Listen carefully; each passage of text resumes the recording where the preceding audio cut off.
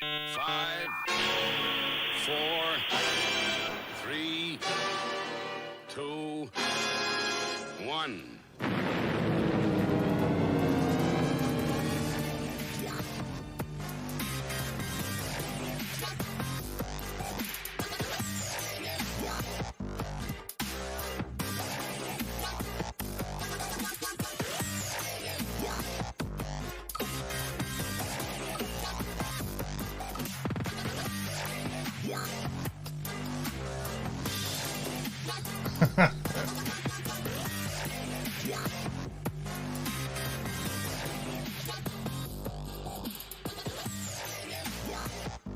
Hot two. Testing. 3, 4. Testing. You need to test. Test that motherfucker. Test till you're blue in the face. Hello, willkommen, bienvenue, konnichiwa, ni hao, jambo, marhaba. It's time for the Armist Inquisition yet again, episode 246 on Saturday, the 3rd of September 2022. I'm Amish Phil. I'm Hamish Ben. And I'm Amish Matt. The dwarf, the cripple, and the mother of madness. Welcome aboard.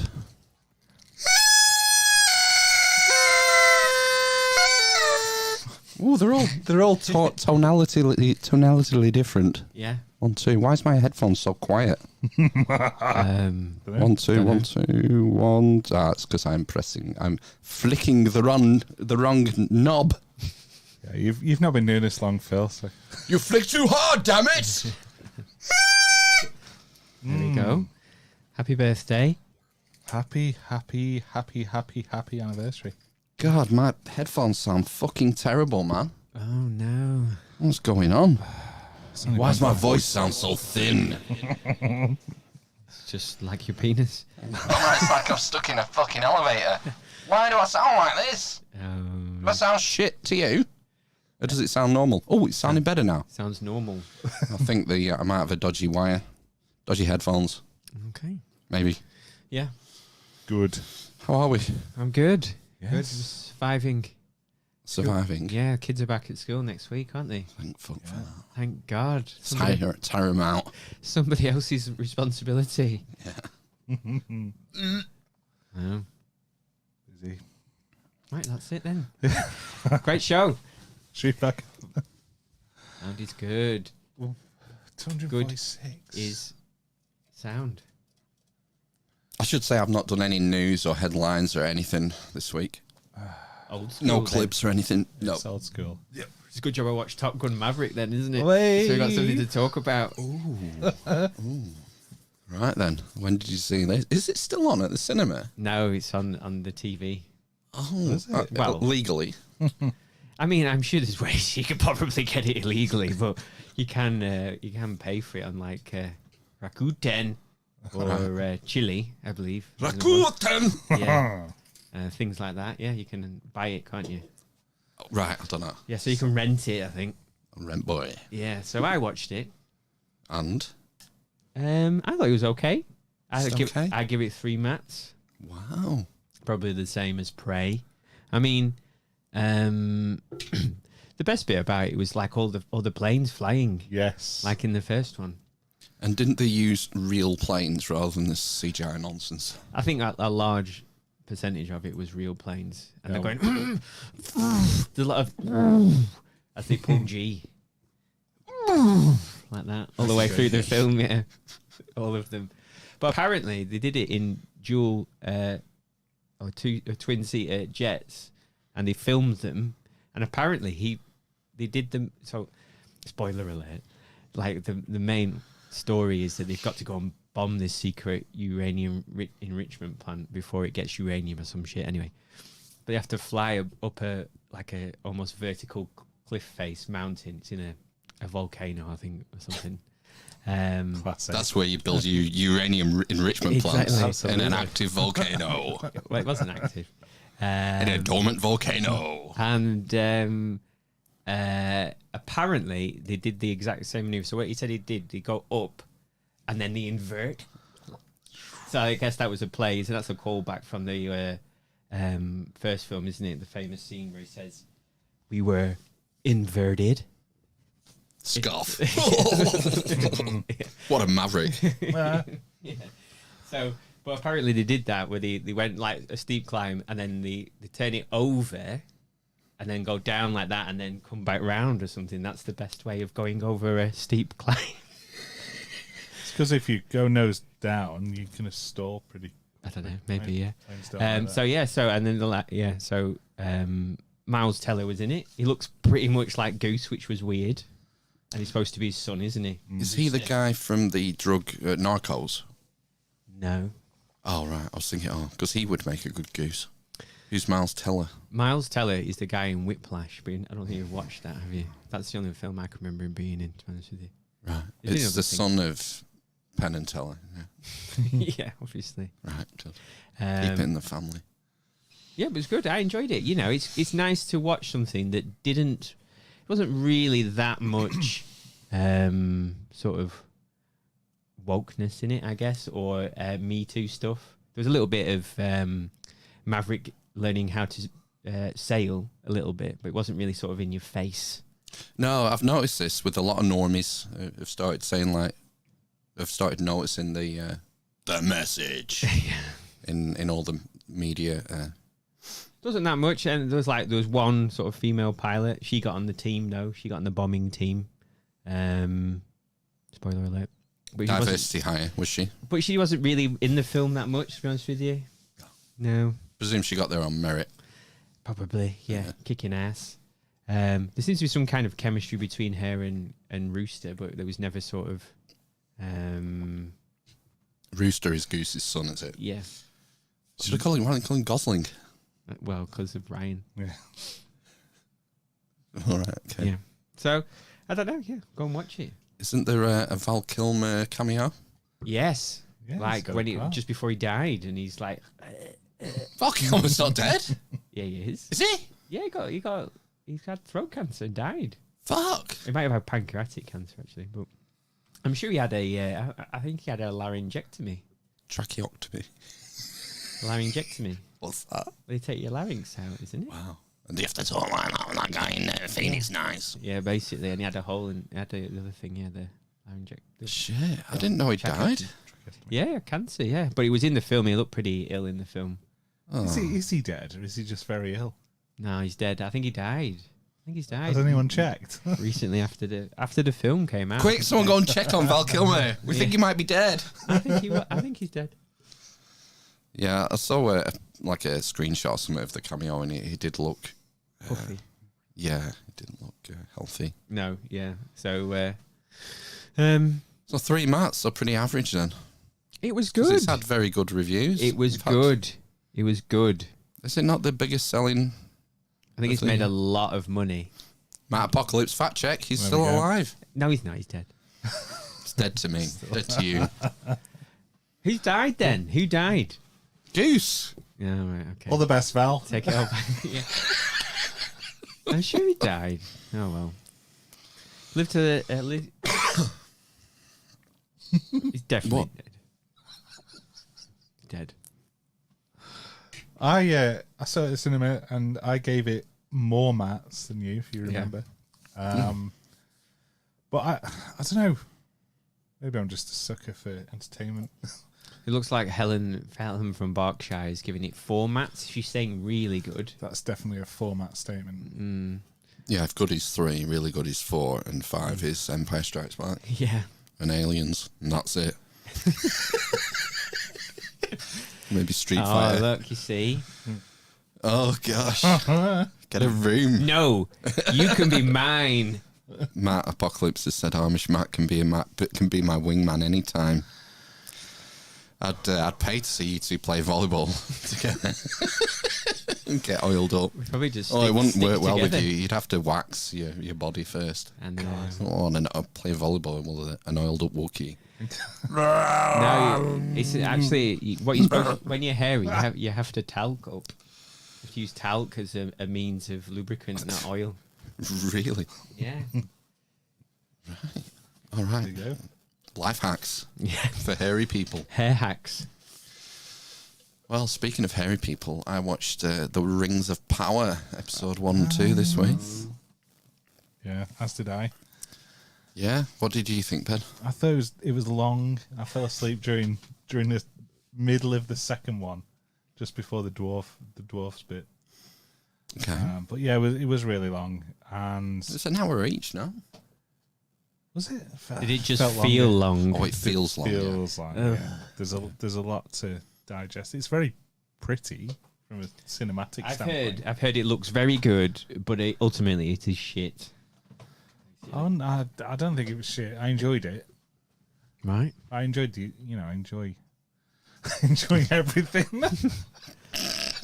Have you not watched it yet? No, I wasn't watched allowed because I snuck on Top Gun and Uh, I said, "Oh, just watch a little bit of this, see what it's like, see if it's like a decent rental."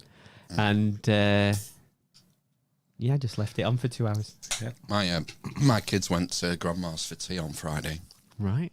and I don't know what I was doing. I was in the kitchen doing something, making myself busy as usual, just working domestically.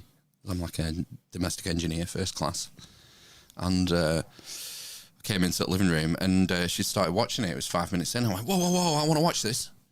And she went, you don't watch anything. I said, I want to watch this. I want to see if it's as shit as everyone's making out it's going to be. Because I watched the trailers and stuff and thought, God, this looks terrible. And yeah, I wasn't disappointed.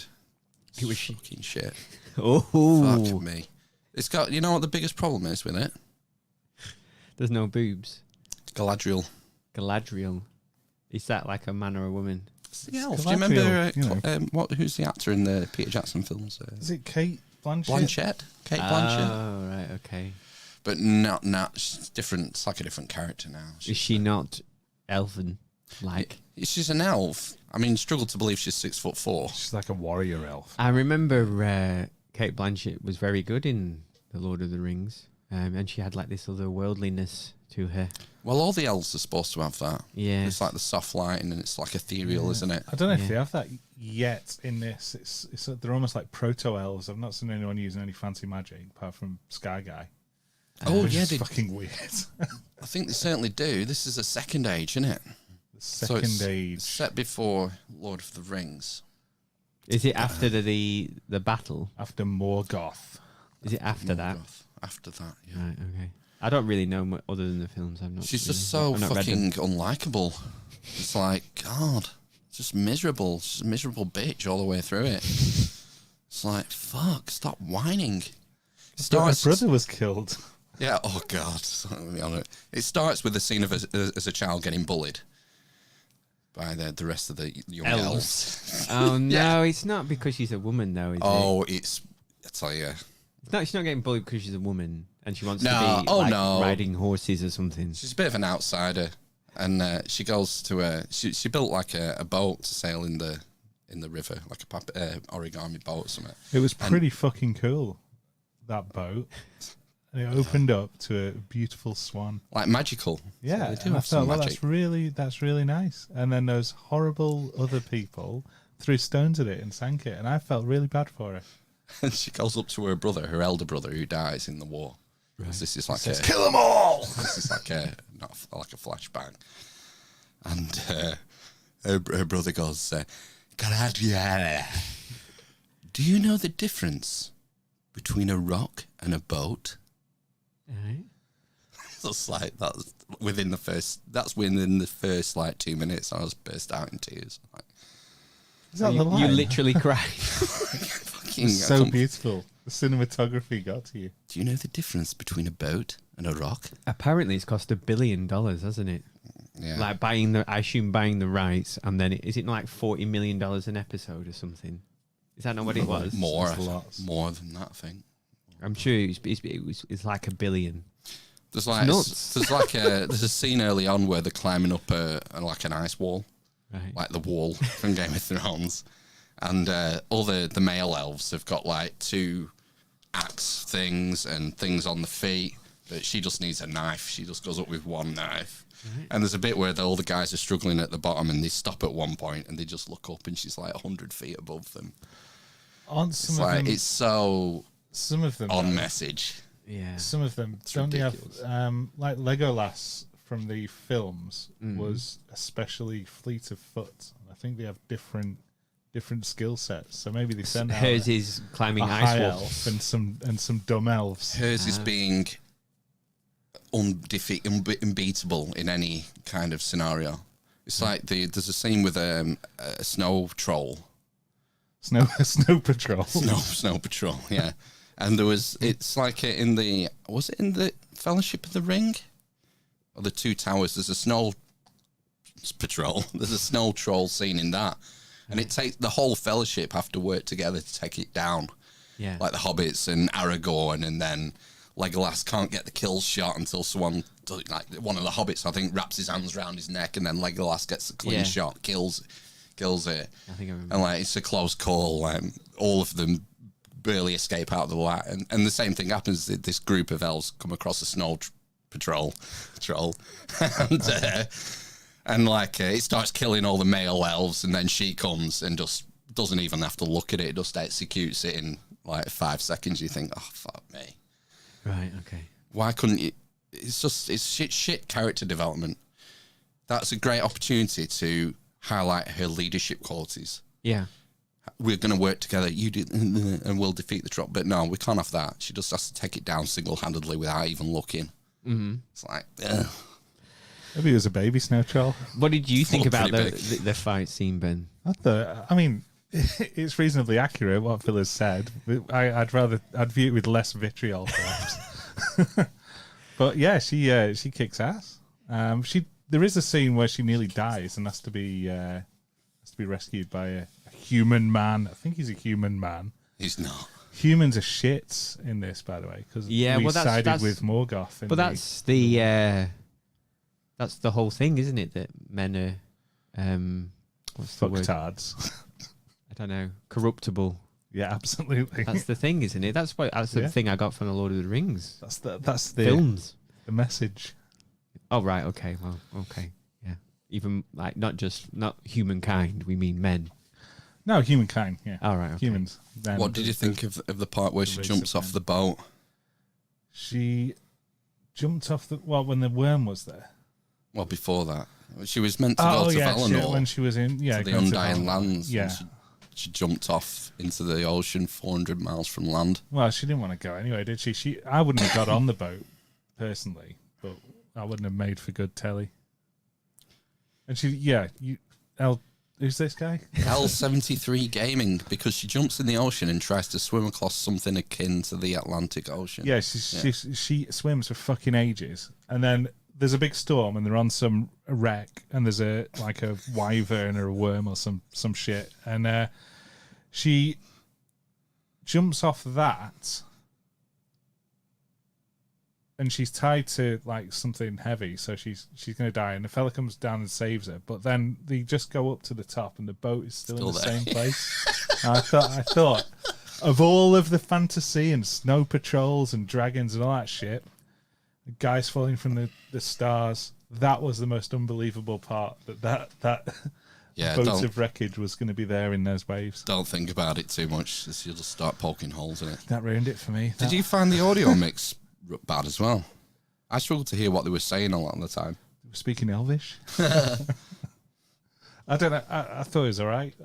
There was some dialogue I couldn't make out. Well, no, I mean the mix. If turn TV up, the music gets louder as well. I mean, I found that the audio lot, in the with mix. a lot of new stuff on television that have streamed is that the dialogue is I can't hear it Muffled. above the mumbling. Do you not watch back- it in full surround where you have your split channels? what is that with like other speakers? Yeah. I don't have the other speakers now. Maybe that's what you have to do.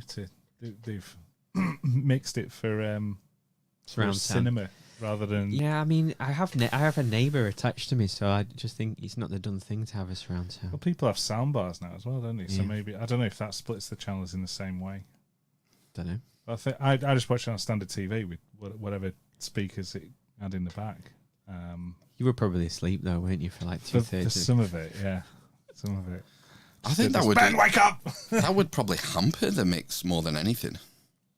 If you've got like a big woofer on the bass and it's dividing it even more. It's to give you like a stereoscopic effect. The dialogue should be front and center and clear as a bell.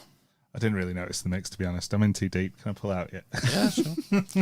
The best bit for me was the when Elrond goes to the dwarves. Elrond Hubbard. Elrond Hubbard. Yeah, he meets Agent Smith. Yeah. Is it him? Elrond, yeah. Is it It's him not though? the actor. Is it not Agent Smith though? No. Yeah. No, it's a younger Mr. Elrond. Legolas. That was they sort of brightened it up. The Prince Durin and Disa, the princess dwarf. I thought that was, some characters I can actually like. Who I can relate to. The dwarf, the grudge-bearing dwarf. Yeah. Well, no, they were like... Do they have beards? They weren't They have fucking large miser- ginger beards. They weren't fucking miserable for a start. God. Are the It was elves quite comedic. The elves were a little bit serious though in the films, weren't they? Is that not what they are? Are they not a bit emo? In The Hobbit, they're not serious at all. Are they not? No. Right, okay. I don't know, maybe. I didn't really like the Hobbit films, to be honest with you. No, they were a bit weak. Yeah, they were dull. Well, it's a short book, The Hobbit. They had too little to string that out into 3 films. It should have been 1 film. Was it 3? Was it not 2? Was it 3? I thought it was a I think trilogy. it was 3, yeah. Was it? Fuck. You know. Smaug. A lot of filler. Yeah. Do the Silmarillion. Although they mentioned the Silmarils in episode 1, didn't they? So Depends who owns the rights, doesn't it? Because Christopher Tolkien. he's dead, isn't he? I think His they've son? No, thought he that's died. another one. I thought he Val died. Kilmer. Died on the same Killing day. people, huh? I'm pretty sure Val Kilmer's dead. So It's a Mandela effect. I thought Amazon bought. This is the big thing that they paid like $250 million for it, the rights to it all, basically. No, it's like I think that's why there's no hobbits in it. They're called Harfoots. So they're not allowed to use hobbits. Get the Like- fuck out. Yeah, they haven't got the rights to it. It's the right, appendices they have the rights to. There's Like no book proto- there. It's not even a book. Proto-hobbits. Yeah, apparently. So what have they got the like to the universe? Well, it's like HBO buying the chicken scratchings of George R.R. Martin and stringing that out into 800 new series that are coming out now. What are your thoughts on the Queen? You reckon she's dead? Our Queen. Our Queen. Oh. She's Helen means the Queen of Numenor. it's King. I don't think she's dead, no. I mean, excuse me. Long may she reign. Is that what you're trying to say, Matt? No, I think Prince Charles will be a terrible king, personally. A mad king. Yeah, I think he's a little bit too much into Plants. Elizabeth. Mostly plants. Queen Elizabeth. Elizabeth. Yeah. There was a story that when Liz Truss is when she's coronated on Monday as the new Prime Minister, that it'll be done at Balmoral for the first time in. Yeah, they said Yeah. that. Yeah. That's where she'd like to die, isn't it, the Queen? Maybe that's where she's dead. Just going to reanimate a corpse for 10 minutes just to do the ceremony. Is Liz going to run the ceremonial sword through Liz? The other Liz. New Liz. I'm the only Liz now. There can only be one Liz. Yeah. There can be only one. I don't know. I don't think she's dead. I just think she's desperately ill. That's all, you know. Well, we'll find out when Rishi wins on Monday. Imagine waiting until you were like 74 before you got to become king. Imagine that. I can't. Fair dues. I mean, it's not her fault. She's not dead, is it? No, If she but, isn't yeah. dead. I mean, if you were Charles, surely if the Queen was dead, Charles would not let that slide. If this was 300 years ago and Charles Because really he wants to wanted be king. Oh, right. Sorry. Yeah. I don't think he would sort of abdicate his duty, would he? No. he'd have finished her off 300 years ago. Earlier. I mean, he's got he's allegedly got rid of his ex-wife, hasn't he? And, he's got with his one that he always wanted to be with. He's got horrible fucking fat fingers. Yeah. Isn't his fat fingers? I think that's from all the gardening, isn't it? Is it? I don't know. What do you think it's from? Finger blasting. I knew you were going to say that. Muscly fingers. What's the lowest common denominator that Phil could come up with as a punchline? Well, I was sure going to there's lower say than finger that. blasting kids. But and there we go. they always announce deaths on significant astrological dates. And what have we got coming up? Oh, fifth Is- anniversary of the Amish Inquisition. Yeah. Well, Gout fingers. What about when is it the God. the equinox? Yeah, when's the next equinox? Is that not soon? Yeah, it'd be autumn, won't it? Yeah. There we go. Eclipse. Equinox this month. Yeah. September. September. Right. So we're halfway between summer solstice and winter solstice. I guess that means. Yeah, man. Yeah. Matt would What are know. you doing for it? Me? You know, watch what? It's going to pound some mid-strength beers. Yeah. Maybe watch Event Horizon. Now too scary. Oh, right. It's on. I think that's on the old Netflix, Event Horizon. Watch Moonfall. Over and over and over. 22nd of September. Yeah, I mean that's a good shout. 3 weeks, isn't it, for her to die? Oh, we should have a sweepstakes. Deadpool. A Deadpool, Yeah. Queen sweeps. Wonder what day of the week that is. 22nd September. Don't ruin Christmas. Oh God, yeah, Not again. yeah. So when's the next lockdown then? After the Queen dies. It's going to be a power lockdown now, isn't it? It was Oh. going to be. Was it going to be climate lockdown? People were. Oh, we were talking about climate lockdown fucking months ago, but I pulled. I didn't pull any clips or anything, but I think I can grab this straight from the Discord. This is new technology. It might not work. It might not be in videos. Would it be in news articles? The climate lockdown article. Oh yeah, I here mean, we are. the Yeah, blackout. I read this and then I had to stop. life in. This is from the Mail. What's this thing? Spinning wheel. It, Fuck off. it just always comes up with naked women. I mean, women in. Targeted bikinis. advertising, that Matt. Life in Are blackout you showing this Britain. No, not to the listeners. We're just reading it. to the plebs? It's from the Daily Mail. Experts warn energy rationing this winter could see people told not to cook until after 8 p.m. Pubs close at 9 p.m. 3-day week school. Care homes cancel outings for residents and swimming pools left unheated. Swimming pools left unheated. Well, they're taking us back to the 70s. This is the thing, isn't it? Like, you know, when I can't remember my dad or my mum, you know, working through, and I assume your parents as well, working through the 70s and doing a 3-day week. It's just it's like such a bizarre concept. You just never would have thought anything like that would happen again. But here we are. Catherine Porter, energy consultant at What Logic, said energy rationing is very possible for the UK this winter. It's like, we'll see. I mean, people have been calling this for months. Yeah, there was So we'll another see. article about something I read. I don't know if I put it in the Discord or if I read it from the Discord, which was around Germany trying to desperately fill up its It's tanks. its Gas gas reserves. tanks and stuff. We've just opened ours. Like they've been filling them for a few weeks, and we've just opened ours apparently off somewhere in the east. We sold most of them off, I think, didn't we? Yeah. The storage facilities To who? for building houses on and stuff. Oh fuck! So we don't. Why would we? Well, because we have the gas, the Norway Nord gas Stream. pipe. I'll have to see. Yeah. Yeah. Yeah, I guess, maybe. Is it Norway that has like 100 trillion pounds in cash or something from their oil reserves? That we had oil reserves from North Sea oil. I don't know what we've done with those. Pissed them away. It's on the decline, isn't it? Has been for maybe a decade, I think, North Sea oil. Yeah. That's oil, isn't it? Is it oil or is it gas? There's more gas apparently in the North Sea than oil. Well, that's what I thought. It's cash anyway. After it's like not like Norway have tons of gas. They've just got tons of money. They've not frittered it away. Yeah, but what's the population of Norway?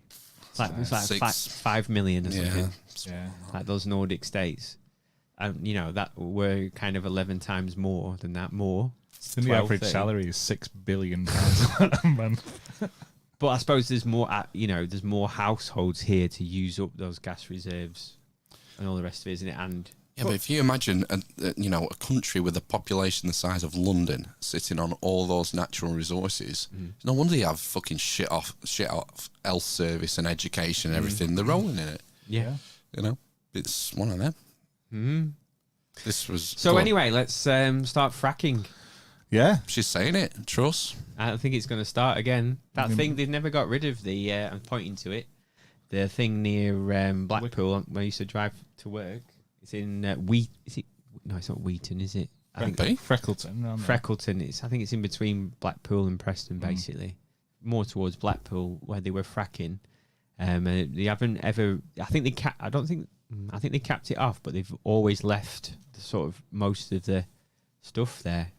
I think that's what they do wherever they frack. Once they finish, they just leave all the shit and fuck off. No, I think they do. I think they've got a reputation for it in the States. Okay. It's Quadrilla over here. And they were doing exploratory fracking. So, I mean, what do we want? Earthquakes or paying £700 a month for gas?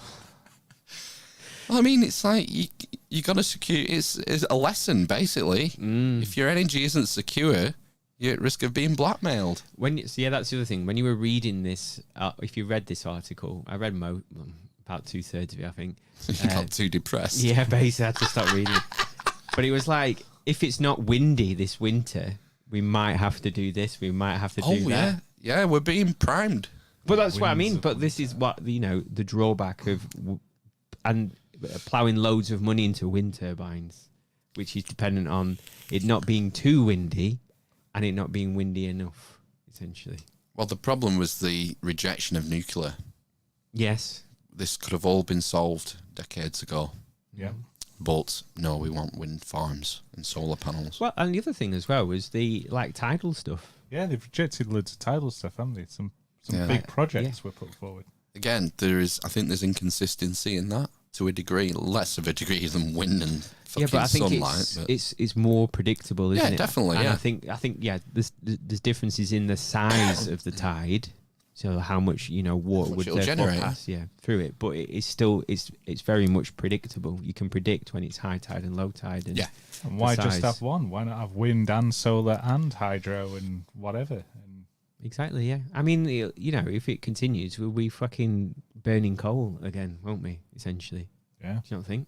Or will they just let the plebs urban us? Well, I was looking. You can get a pallet of coal for 130 quid. Right. Okay. Oh, get one of them. Just have barbecues. Well, this is the other thing. Is like we were thinking we were going to get another log burner in the back room, and you can get log burners with back boilers, but then you would have to get the fucking tank refitted, wouldn't you? That we've had taken out because everyone has a combi boiler now. Yep. Yeah. So, well, but if it's going to save you a couple £100 a month. yeah, but it depends, doesn't it, how much it costs to put the pipe work in for probably if it's like £700 a month, then you get it back within 10 months. So it's like that with solar. Yeah, Let them eat Teslas, I know. as Charlie Robinson says. Exactly. There's a guy on TikTok who's has some kind of heating company. Is it Silvio Berlusconi? Yeah. Is he not dead too? Maybe. Maybe now. And Helen says, has anyone bought a new kettle yet? That's Bojo the Clown. We can play that after if you want. I think someone put it in the Discord. yeah, that saves £10 a year though, Fuck, what a wanker. Um, What a knob. but yeah, and sorry, he has a setup. He said it cost him 20 grand, and he has 2 batteries, a water heater from his solar panels, and something else. So, and he was thinking it would take 16 years to pay it off. Yeah. And well, again, if it gets up to £700 a month. Makes sense. Yeah, well. If you got the 20 grand, Well, that's the thing, problem. Yeah. This is going to punish people on low incomes, people who are on benefits, old age pensioners who can't just pull 20 grand out of their But arses. they're getting £650. And my mum is very close to slapping one of her neighbours because she keeps having conversations with her saying, Thank God I got those solar panels. Oh, thank God I paid that, whatever it was, like 10 years ago to get those solar panels up back at house. That's what she says over and over again. But the thing is, if you get solar panels, you don't use that energy. You feed it into the grid. You don't have to. You can be off grid and feed it into batteries. Can you? Yeah. Who does that? I don't know anyone who's done that. Gone off grid. Your mate, you just mentioned. The guy on TikTok's got two. A guy on TikTok. All right, Yeah, nice. yeah. No, that's not how it works. If you get solar panels, it's hooked up to the grid. It doesn't have to be. Have a look into it. How Oh, easy yeah. it is to get off the grid. Find out how much they charge you for disconnecting. You'd still be on the grid, but you don't have to hook your solar panels onto that. I That believe can be there's a- That's separate. how it works. I believe there's There's an inverter that takes the juice that you make, the sun juice. gets metered, and then you get a discount off your bill. You don't That use is- that energy. That is one way of doing it. No, that is the way it is done. That's the way it's done. There are other ways of doing it, certainly. I'm sure there is, but you'll find there are all sorts of barriers in place to prevent you from doing that. Oh, Is well, there not a standing charge as well? Yeah. So for electric, yeah. yes, and You still have to pay that, even if your solar panels weren't hooked up. mhm. I'm doing a job round the corner, and he's got a house that he lives in, a semi-detached house. He's bought next door, and he wants to knock it through Fucking to make one house baller, for in-laws. right? Yeah, so they're pooling the resources, so in-laws are going to move in there. Right. And the idea was to cut the supply of the second house and run all new electrics. And he said, we've decided we're not doing that. It's going to cost us, I can't remember what he said, 10 grand or something. That's To insane. disconnect? It is insane. Why? Because they don't want you to do it. So is it? Are they saying it's like because you have to dig up the road or something? Well, they Who knows? They have two standing charges at the moment. They're only going to get one for a start. Because I thought that about a row of terraced houses. Why not just have one box and then that feeds everyone's power in? They're only paying one standing charge and they just split the electric bill will be massive. But if you're splitting it between the households, it's probably cheaper than paying 6 or 7 standing charges plus your usage. Get it done, Phil. It's Is it about racket. balancing 2p's on the meter or something? Well, this is the thing. Well, it goes on to that. This is probably my favourite story of this week, and I've been talking about. Oh, what? Wow! Commission Look at 9 this. news It's been tonight. taken down. Access denied. Oh, shadow ban. Oh, this is why. No, No. Get the VPN activated. that's unbelievable. Is it because this is not the safe internet we're entering now? It's Channel 9 News. It's mainstream news. Let's have a Google. So Phil is trying to Bypass Google or firewall. trying to click on the link in the Discord around where people were turning is it electricity companies turning down the thermostats in Australia? Colorado. In Colorado, is it? I thought it was Australia. I had HuffPost. oh yeah, thousands of Excel companies. I did have like an audio so people would be able to hear it. Was it HuffPost? Where was the No. original? No, It it was was 9 9 News News, down there at you the go. bottom. It's 9 News. purple because you click. Oh, wow. access denied. can't Try believe it. HuffPost and see if it's. I don't think they'll have audio though, will they? Sometimes have the same clip. Yeah, yeah. Start it from the beginning.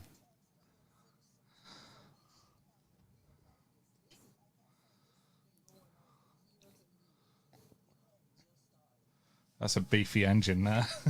Oh, this is Mississippi water crisis. Oh, All right. This is something else. why are they doing this? Why is this on the... Jackson, Mississippi is without safe drinking water for the indefinite some future.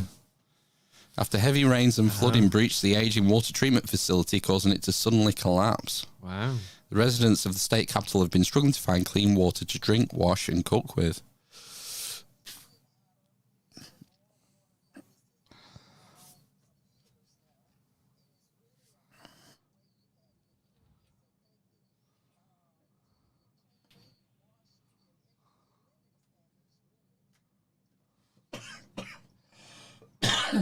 People have been waiting in lines at distribution sites and flooding stores to stock up on water.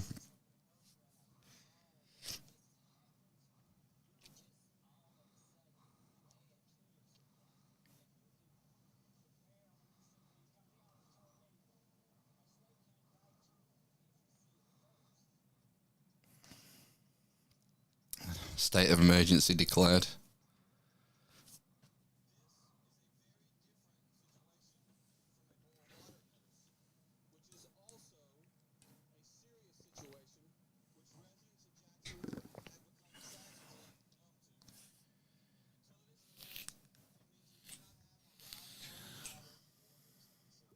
Oof.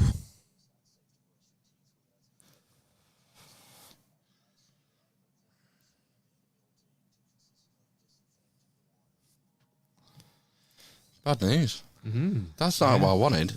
No. So not cool. Energy Well, no, company. it says that. Go down Further down. a bit. There you go.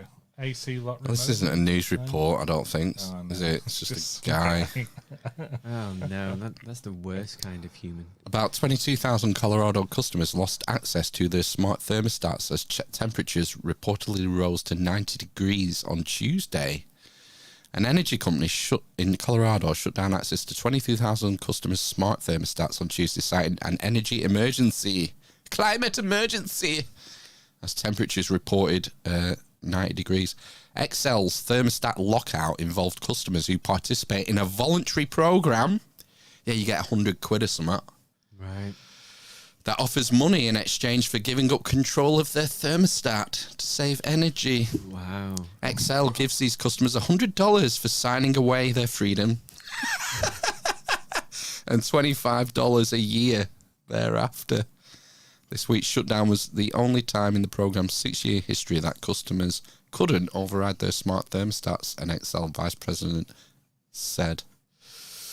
Let's remember that this is something that customers can choose to be a part of based on the incentives, said Emmet Ramine, Excel vice president of customer solutions and innovation. So it helps everybody for people to participate in these programs. It's a bit uncomfortable for a short period of time, but it's very, very helpful. Yeah, so they remotely lock people out of their thermostats, and it's part of the T's and C's when you sign up for this. We'll give you a discount, 100 quid off, 100 quid bonus for signing up. And, if we feel like it, we can just stop you putting your air conditioning on. It's similar to in the here, isn't it? When we pay by direct debit for our gas and electric, and the money kind of stacks up in their account, doesn't it? Essentially, so like you pay more in the summer, so your bill stays the same in the winter or whatever, Right. rather than just paying for what you effectively use, and you get like 90 quid off a year, don't you? For paying direct debit. Yeah. Yeah. No need to correct yourself, Matt. He is a bit of a foreskin, is old Boris.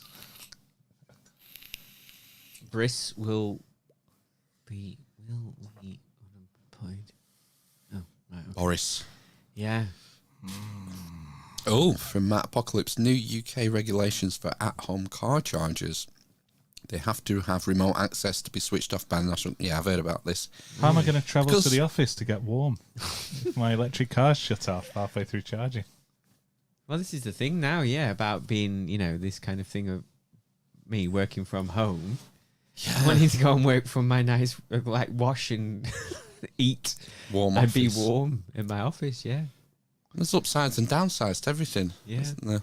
I'm just basically, this is like what I said this episodes ago, probably like a year ago, where now everyone is like thinking, fuck, right, I'm just going to get a fucking log burner now. I'm going to burn Yes. plastic, fucking polystyrene in it, coal, anything's going up that fucking chimney now. You'll just have keep the to house get warm. it quick, I think. Why? What's that? A log burner? Or is it? Oh! Oh, no. Whoa! What's going on? Is that me? Is it because your mic's too close to... The headphones, yeah, it will be. I think we've only got a year or two. Nah. Yeah, I've read it this week, I'm sure. Liz will reverse that. It says no, not at all here from Yeah. nightstores.uk. yeah. No, not being banned. This is the clean air thing, isn't it? This is not actually saying about something new. They were sort of discouraging them for a while, weren't they? 2027. Look, urged by 2027. Yeah. Oh, it's Mum's But now. this is the thing, though, is that people are just going to start, burning whatever, aren't they? UK's energy crisis sparks rush for firewood, despite air pollution. This is what Jordan Peterson has been saying on this for years. That the best way to help the climate or To heat your house is pollution, to burn some wood. no, is to make people have more money because it's a luxury to give a shit about the climate. Exactly. If you can't heat your home, you'll burn anything. Yeah, You know. definitely. And it's mainly developing countries. You know, you start off burning wood, and then you burn coal, and then you burn gas, and it gets more expensive, it seems, each time. And Aren't they going to be putting subsidies back on though for solar panels and things and other?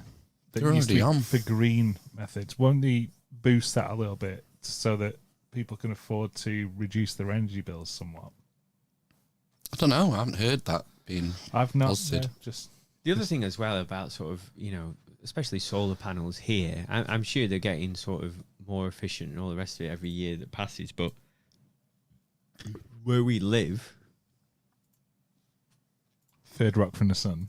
yeah, but in terms of like the latitude, they're not as efficient, are they? Simply because of the amount of sunlight that we get, or direct sunlight. What you have to do is rig up some bulbs above them. Yeah, Just plug them in. but I've always fancied I do honestly fancy being off grid, trying to get some batteries. But I'm just wondering how, in cars I've read that they last it's like 7 years before they're fucked. And then, surely it's not just 7 years and they die. It's like, it must be in the last 2 or 3 years they're a bit shit. Or they don't, they run down miles quicker. Yeah, caravan batteries are where you want to go. Why? But it's still, they're leisure batteries. They're designed for Leisure? Leisure. What That's what it's called, designed for your leisure. So, but what's the difference between that and Different draw. Your car battery, the main draw is when you turn it on? turn it on, yeah, and the starter motor's going. And it takes a Well, what much kind lower of draw. What, as you're are they like going. lead batteries in it, or are they like lithium-ion ones, or what? I think you can get different types. they're just like car batteries generally, aren't they, in caravans? I don't know. So Think so. like a lead battery Yeah. then, that sort of, and then they're just huge ones that can Up for the power an amount. oven. Yeah, and they have different charge cycles to a car. It's slightly different. Right. Well, but then how long do they last then? Depends what you use. Like, Yeah. good luck using an electric shower Well, that's the other thing. I've got an or electric shower. cooking. I've got an electric shower in a caravan. It works on a battery. Yeah. Oh, And You- it goes like this. absolutely. Lukewarm. It's like being spat on. It's quite hot, actually. It's good. It's good. Yeah. I wonder how that works. It's electricity. I would have thought that would be your area of expertise. Yeah, I don't understand how it would work off a battery. For shower, a weak electric shower is 9 kilowatts. Do you not plug in your caravan? When we go to a plug-in site. Oh, there you but, go. That's how it But works. you have batteries when you don't have that. Not all pitches have that. Right. Right. Pitches for bitches don't have. So you run an electric shower off a battery. There's an electric oven in there, like a hob thing. There's the microwave. What that would pull. 900 watts. Yeah, don't know.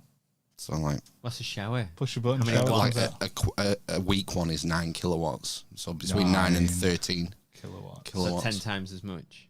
What's it? It's a running, though? microwave, comfortably. Yeah. Right. Okay. Yeah. There's central heating in it, so whether it's just running a pump, Have you not got gas bottles? there is a gas bottle. Yeah. Have you not got a boiler? There's not a boiler in it then.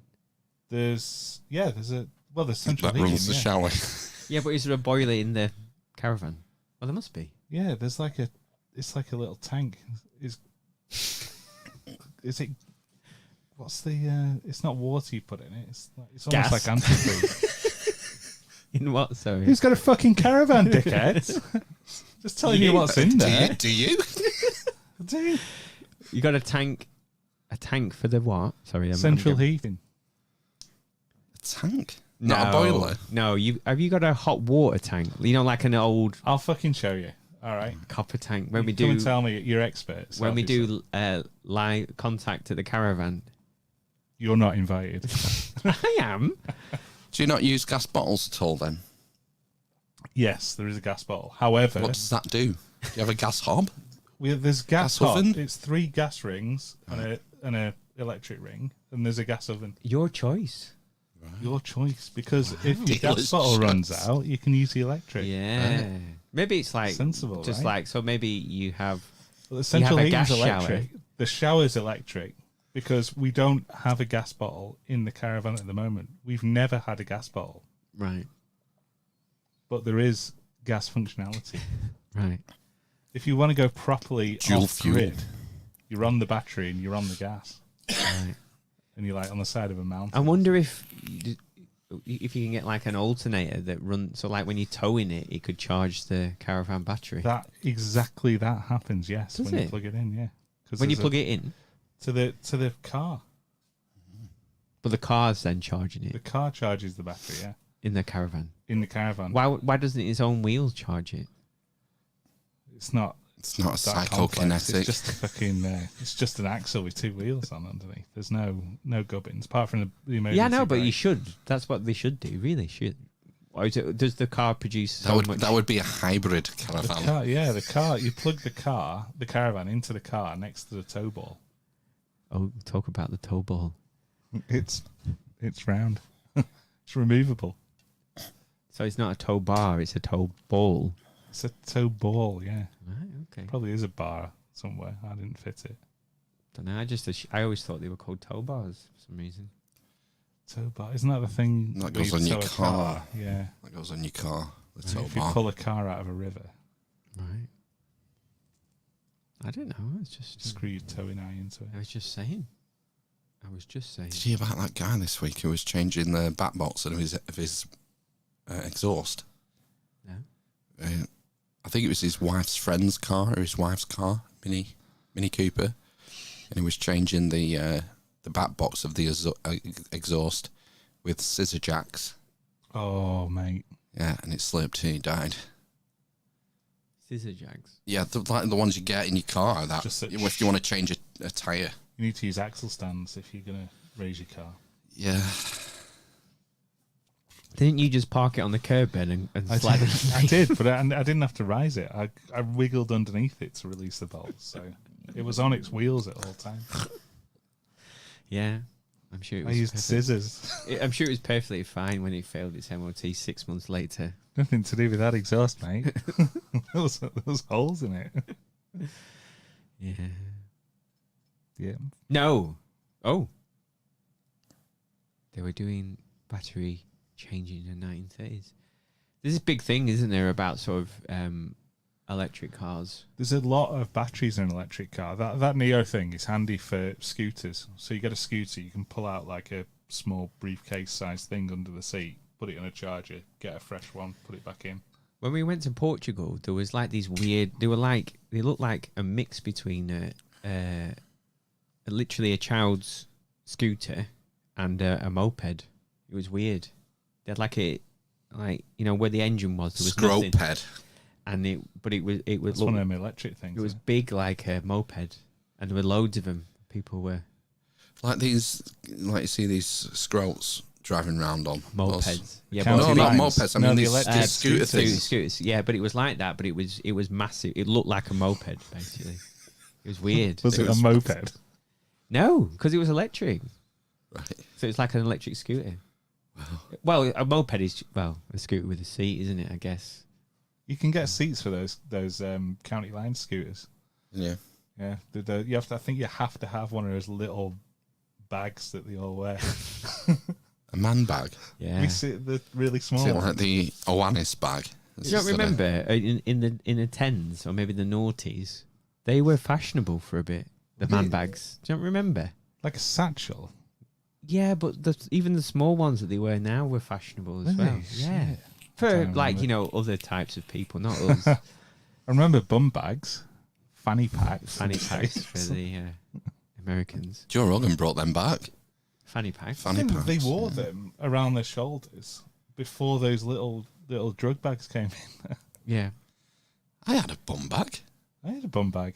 yeah, but Handy. in the mid 90s when you were like 12. Yeah. Mine said Fat And Willie's you- surf jacket. Somewhere to keep my accoutrements.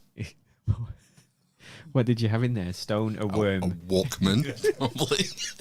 A cool shell. Yeah. Shades. Brett the Hitman Hart shades, probably. Yes, they're still fashionable. Are they? No. No. They never were. I think they were. Lee says they weren't fashionable unless you were a twat. That's a bit harsh, isn't it? Isn't that an oxymoron? What? A fashionable twat? I think all fashionable stuff starts with twats wearing them, surely. Yeah, I guess. Trendsetters.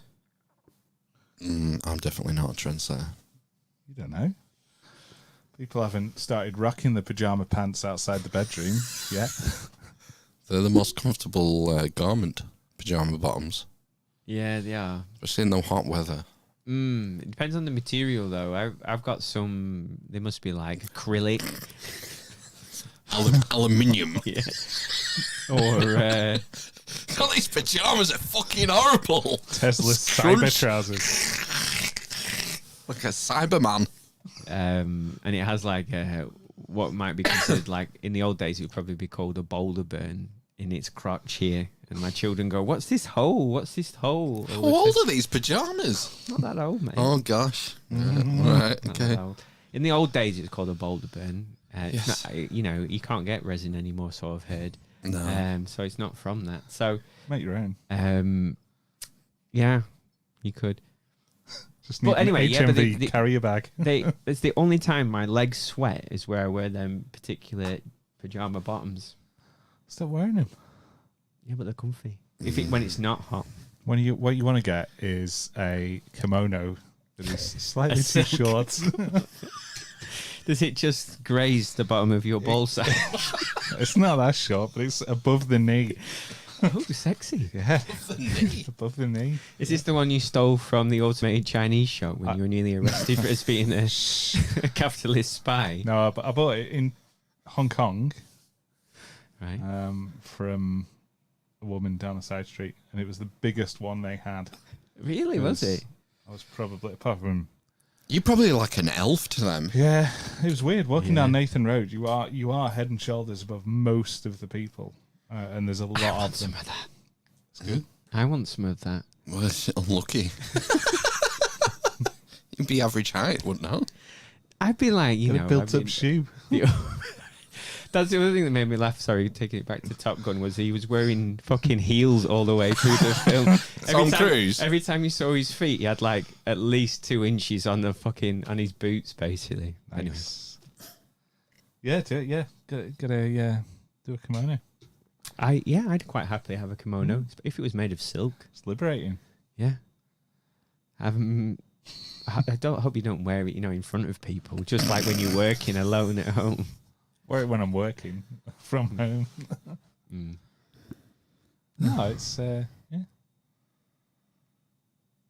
Recommend it. Most comfortable item of clothing I own, probably. It's probably very flammable, actually. Yeah. Flammable? Yeah. Why? What's it made of? Paper. I don't think it's silk. Uh, Proper silk. I don't think so. Do you remember the shell suit thing? Where there was don't get nicked to your 3-bar fire.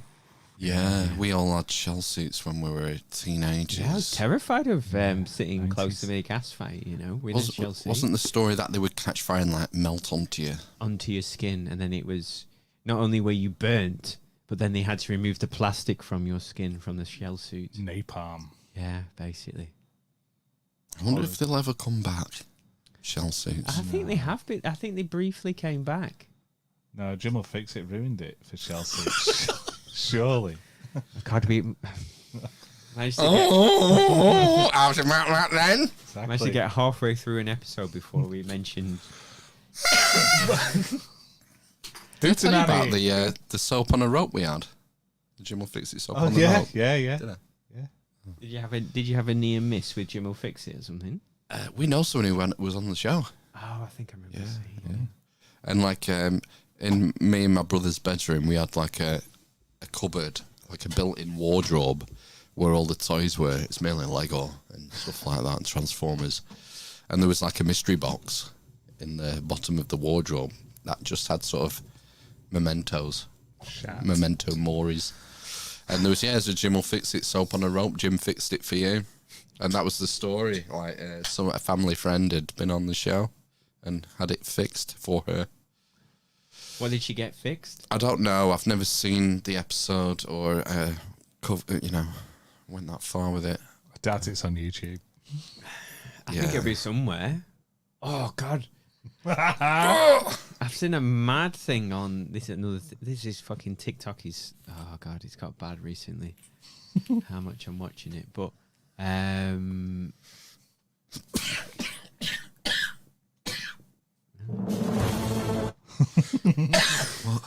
it's just wondering what's going on. I just saw a clip called Glass Anus and I was curious, but it's a news report. In a shocking incident, doctors at the MKCG. Oh, The guy who got the glass with his anus. yeah, he did, didn't he? Rectum. Go on, what's going on with TikTok? Oh, this fucking program in 1980s America, and it's about something like, what's it called? Like, what would your mum do or something? And they get these like tweenies on, girls, and like the fucking host of it's like saying, "Oh, I bet you like to kiss boys, don't you?" And then goes, "Go on, give us a kiss," and kisses her on the lips and things like that. It's just really got weird overtones. Have you not seen who the president is? Well, yeah, I suppose, yeah. I know when you go back 40 years, that's what people He's did. been at it this week. He's been at it this week. I'm not going to find it now because I'm on the spot, but Jesus Christ. I mean, have you seen the montages of him sniffing girls? No? No. I think No, you when haven't seen him. when he first came to power, Jesus. I think What will be the search term? Biden creep? Biden inappropriate kissing on Twitter. Yeah, it's the. Oh, this is a compilation. This isn't new. They're not Are his they? hands. Are they his hands? Yeah. Is this it? Oh, this is it.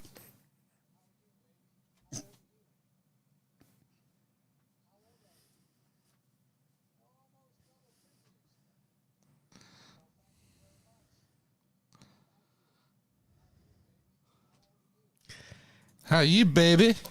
Yeah, I don't know if He's from the. You don't 40s, know? isn't he? Okay, well, let's that particular one. There's loads of other things I've seen him do, but he's He's fucking. not grabbed any pussies yet. has But he? the other thing is that he's Or has he? he's senile. He doesn't know what he's saying or who he's talking to half the time, does he? Oh, this is a compilation here. This compilation is 12 minutes long. Oh no, Oh, she's like that. Look at No, it. She's petrified. yeah. She's petrified, this girl. Oh fuck me. Why is he so dark? Oh, he's gone. Head's gone.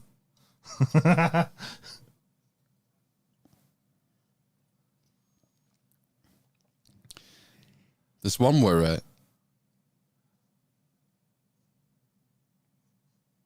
look at her face. Fucking creep. What the? Yeah, that's fucked Have you up. not seen this one? I've not That's seen in that that. one. No. Oh god. Wow, that Oh, is. shit. There's one of another. Weird. He's doing one of these, and one of the other senators like slaps his hand away from his daughter. Is he going to eat that baby? Oh no, no, it's after that baby's too young. He's after the girl in the red dress. What in the world? I need your stem cells. Sorry, this is terrible podcasting, but I felt the urge to educate you on the nature of creepy Uncle Joe. I know. Well, you've seen the famous one, haven't you? When he was like on the election run, where he was like nuzzling the. I got hairy legs. But she was like a grown woman, wasn't she? Oh, he's got hold of it now. He's got hold of it now. 168,000 people like this.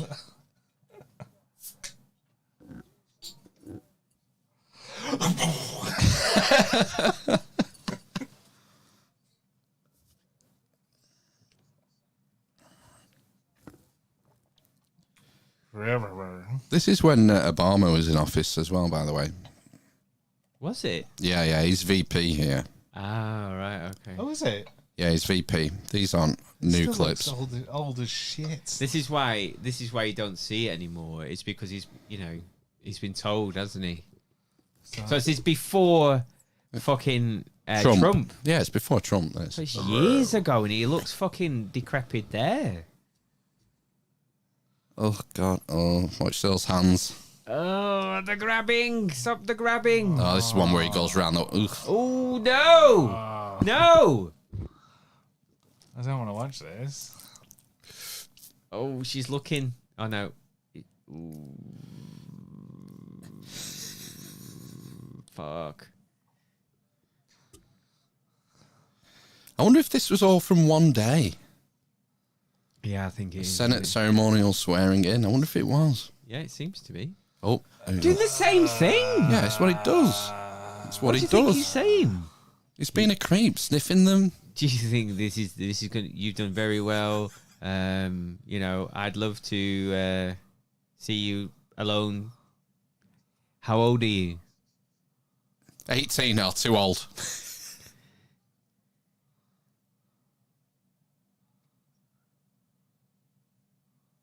23, too old. Why is he not asking how old David is? Fuck you, David. Not interested. Yeah, this is shit podcasting. Yeah, and also, it is. it's a difficult watch. It is. It's depressing. Oh yeah, we should be sharing this, shouldn't we? Yeah, we're not screen sharing it. Oh, Oh my god. I'm it's sure you like- could do that, Phil. Yeah, I can do, but, would it not be a bit boring? Ugh, gross. All gross. I can screen share it as simply as this. Exactly. See, There we go. there you go. Apologies. It's alright. Just enough. People saying that they're enjoying watching my facial reactions to it anyway. Biden touching girls compilation. Why has this not been taken off YouTube? Why? 2.8 million views. How is this still on YouTube? And 'Cause it's not anti-magic juice or anti-climate. What's it? Is it?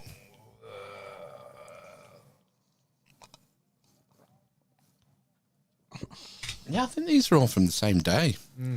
I think so. it looks like it is, yeah. Oh God! Get away from her. It looked like he went to go to kiss her then, didn't he? Yeah. But then she kind of pulled away.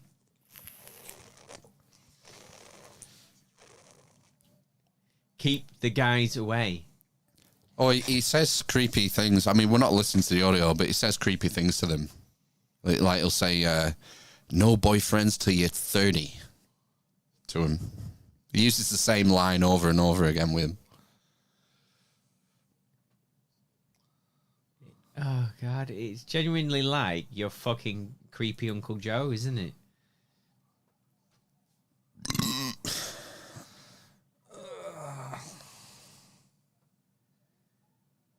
Did you have an uncle that was a little bit touchy feely? No. Uncle Nobed. Did you not have one? No. What, with you? Or with girls? Young girls? That you Or just clocked? like one that was known in your family as a wrong'un. a creep. No, I've got No. a small family, so I guess if you have a massive family, law of averages. there was a few in Yeah. it. Get a creepy, weirdo. There was at least two Really?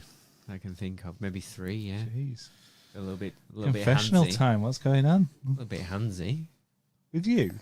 No, not me. I was always too young. I was like the one that, my dad was 45 and mum was 41. It was like, fucking hell. Fuck! What the farage? Exactly. What have I done? Can you imagine having a child when you were 45? Fuck that. Yeah, obvious mistake, wasn't it? Exactly.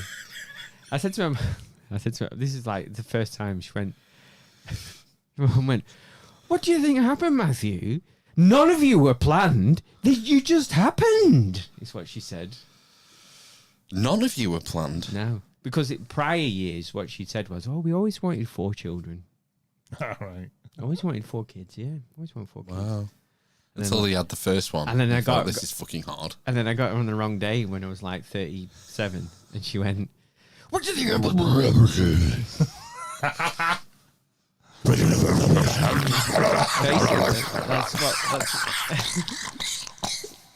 That's what happens, yeah, when she has a cigarette. I think I was unexpected. There's 6 years. Surprise! I'm going to ruin your life.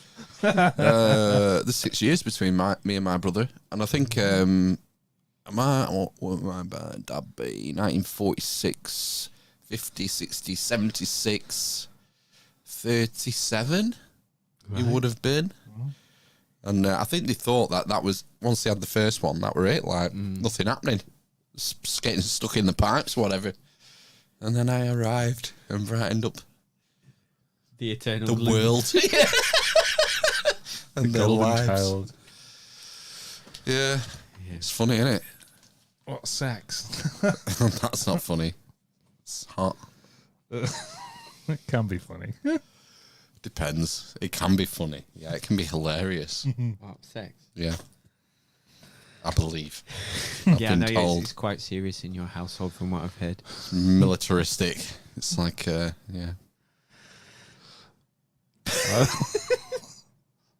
I'm going to stop now before I say something. Yeah, I know. I remember, maybe like in the first 100 episodes. Yeah, 100 episodes. I was, worship the Blimey, cock. Fucking go for it. Clutch first. Oh, it's raining. It's raining female ejaculate. I've got to sort of temper. matured. I've matured, yeah. I've got to temper my mouth. Is that what you said as well? Oh, I'm going to aim for the prostate in the men. that's what I said. Temper my mouth. Aim for the prostate. You flick too hard, damn it! Cool. Flick my prostate too hard. Has anyone joined the Zoom, by the way? I've not had any bink bonks. No, I'm guessing. I thought we'd be told. I thought there'd be a notification. Yeah. I didn't think anyone would. There is a link in the Discord announcements thing if anyone wants to jump in and say hello in the It's been nice. Zoom. Yeah, I think it's been nice to have some comments, hasn't it, tonight? And Yeah. All good. everybody, and I think it's important for us to say thank you. I mean, we obviously do most of the work, but I need a wee. Having an audience always makes things a little bit easier, doesn't it? Absolutely. It's doing well on YouTube, isn't it? Of late, seems to be getting some growth. Yeah. For over 500 subs on YouTube now, and what have we got on TikTok? Well, I don't know. It seems to be a little bit more regular, doesn't it? The subbage. I don't know. I don't want to brag, but I posted one video on TikTok that's got over 4,000 views. Fuck me. That's Now 4,000 views. 4,000, yeah. Now, 5 subsequent videos haven't broken 200 yet. But, that's fine. But 4,000. That's good. I think that might have resulted in 5 subs to YouTube. What's that percentage turnover rate? Percentage conversion? It's just over 0.1%, isn't it? I like those figures. Yeah. Just over. So maybe like 0.12 maybe? 0.12 maybe? Something like that? That's all right. I put some Chinese made, as everything, party poppers, but they're massive and they come with a warning fire or projection hazard bit of paper in them. I don't want to mess up the studio, so we're probably not going to do those. It's funny, because as I left, we're talking about YouTube, and we're getting more views and stuff. And the part 2 videos don't do as well on YouTube as the interviews, but on BitChute it's the other way around. Like the news stuff does miles better than the interviews. It's like a different audience on there. So I think we've over 100 on BitChute now, subscribers. Can't hurt. No. There'll be some crossover, won't there? People on BitChute and YouTube. Is part 2 still on YouTube? Yeah. Yeah. Because I know we didn't do it for a while. Yeah, as long as you don't say the words, then you're fine, aren't you? Words. I know What they've changed some of their guidance in the last 2 weeks, YouTube. Why? Because of Dr. John?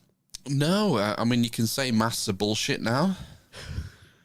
Why? Because that's true. Well, 'cause it's fucking evident, isn't it? It was obvious. It's nearly Halloween now. Yeah, and face muzzles, muzzles, I should have said. Yeah. And there was something else. Might have been about the magic juice stopping spread. Calling that bullshit. I think you can do that now on YouTube. What's the next thing that you're not going to be allowed to say then? That fracking is bad? Or The Queen is dead. yeah. Or, something about energy, I guess it will be, won't it? There won't be black. Climate denying. There's an article in the BBC this today or yesterday or something about how do you talk to someone like a close friend or a member of your family who's a climate denier. I think They did that for the vaccines as well. Yeah. I'm sure. Yeah, because they're part of the Trusted News Initiative TNA. that was set up at the start of the pandemic.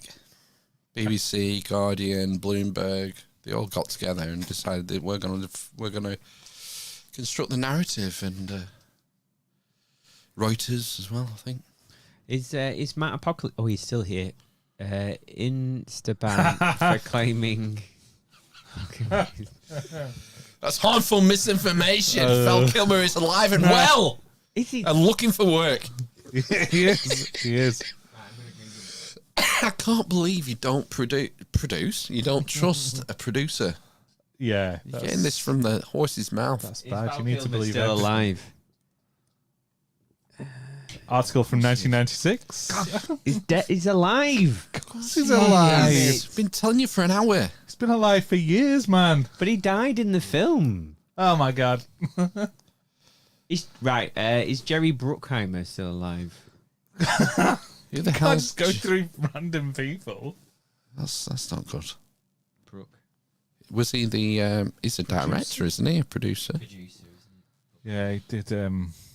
What's that film? He did I'm a spaz. 2. He's still alive as well. I don't think he did the sequel. Oh, give up. Everyone's alive. Nobody dies these days, do they? Nobody dies. They go to Valinor. Except they jump out the boat at the last minute. Anyway, Can you return from Valinor? They all did, didn't they? They were exiled at Middle Earth. Yeah, They're from Valinor. Yeah. is But this then the they go place back. of the elves or something? Yeah, I'm wondering if it was like an afterlife deal. Yeah, it's meant to be. That's where they go, isn't it? That's where loads of them go. It's where Frodo went. Yeah. And Gandalf. They're What do you make of Gandalf? Did he go fell from the stars? Is Is Gandalf it not? around in that? Do you not think? I don't know. Gotta move that. Point it. That's better. That's better. Oh, the side. Well, no, I mean, you're facing this way and the mic's over there. Oh, all If you right. face this way, the mic's... Yeah. Oh, gosh, I feel like Noel Edmonds. Noel's There's house somebody party. at the door. There's someone at the door. Who do you think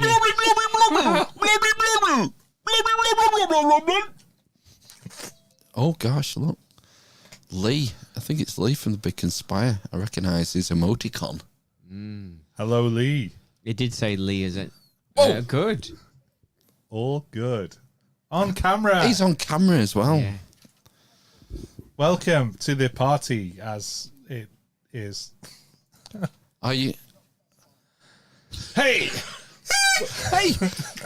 you just fucking got here. What do you mean? Eject! Right, get rid of it. Can we mute from this side? Yeah, I'm sure we can. Yeah. Have you? What are you drinking tonight, Lee? You normally have like a bit of a Scotch or a JD or something, don't you? Jim Beam, that is cheap. Jim Beam. I never got. cheap? I used to be a mad bourbon drinker. I don't know. It was cheaper than JD. Oh, is it? Yeah. Is it just because is that like Nike and high tech? Yeah, it's brand awareness. I'm It's sure more pony, I think. someone should do the Diet Coke, the Pepsi Coke test with JD and Jim Beam and see if there's really a difference. Probably not. Same It's- effect, though. Yeah, Jim Beam. Can you? Can you though? Is that just programming? It's the marketing in your head. Well, we'll have to test this.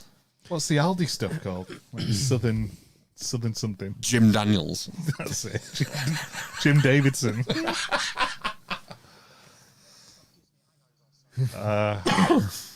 Cut that.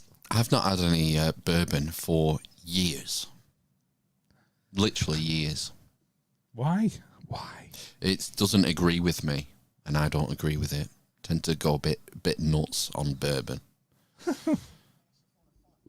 Yeah, pretty much. Yeah. Why? Is that a common thing? Well,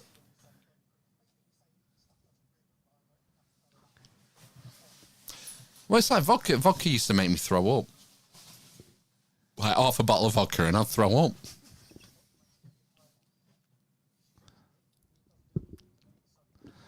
Oh. Yeah, it's like magic mushrooms. I don't know. This is the thing. I think I need to become a psychonaut. I think it's one of the experiences I need to have in my life. Have you never done mushrooms, Matthew? Never. But I think... yeah, right. Well, I do. I think I need... But the thing is the more I've been reading into it, I think you have to do a heroic dose and be surrounded by people who can guide you through it. And I couldn't trust you to fucking... people. We're experienced. We can do that. Yeah. Yeah. Well, we've talked about a potential trip. Yeah. An Amish Inquisition trip with one of our the caravan. With one of our previous guests, who's a certified psychonaut. Yeah. And an expert in the ancient mysteries. Mm. But you know, it's demand, isn't it? We need the audience. But have you not done any psychedelics, Lee? Not. Just a tiny bit. That counts. Microdose. Did you? But this is. Was it? Did you lick something? Did you lick a piece of paper for that? Or, did you? Yeah, blotting paper. Well, do you remember Guy Murray who came on? We talk about Guy Murray a lot, don't we? And his experiences. But he, like he said, he deliberately went looking for something caps. And he made some tea with those. Liberty caps. Is that what they're called? I don't know. There's probably a lot of cap mushrooms. But he said that was rather than like a full fucking intense trip, it was just, he just saw everything was just nice and it was euphoric, wasn't it? Essentially. It's like a euphoric drug.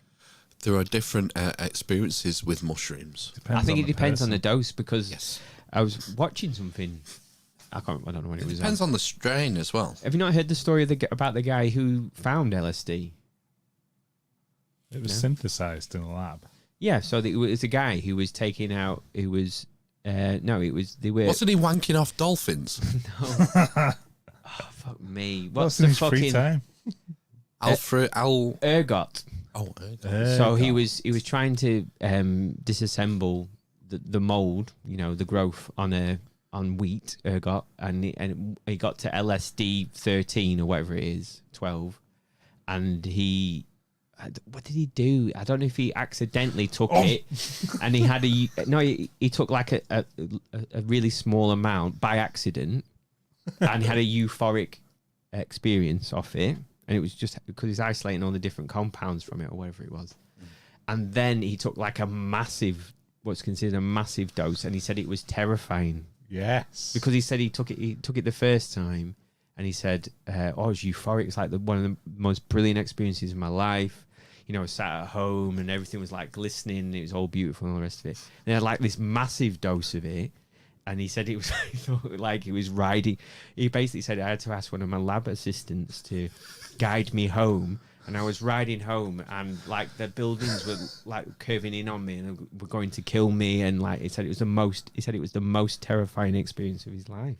Help me! I'm a spaz. That's exactly. Amazing. Was that your experience, then, Lee?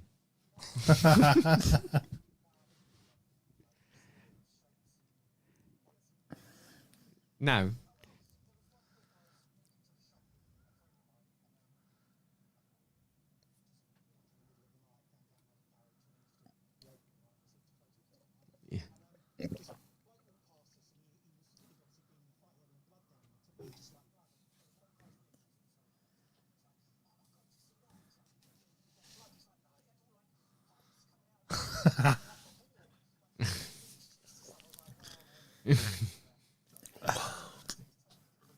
Well, that's the other thing, isn't it? Yeah, it's like you take your own stuff. You only take what you bring with you. Oh yeah, What's that? Sounds horrible.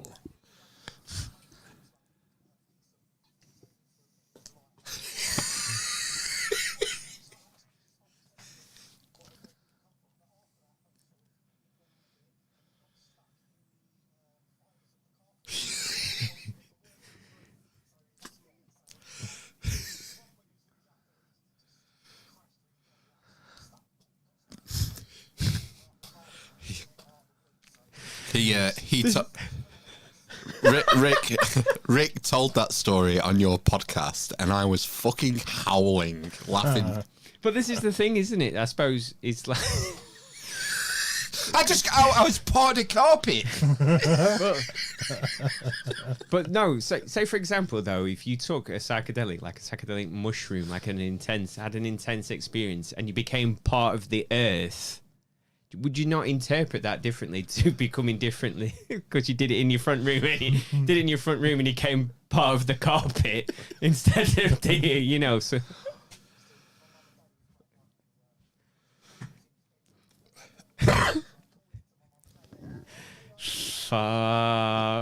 Fucking hell. That's mad. Oh, God.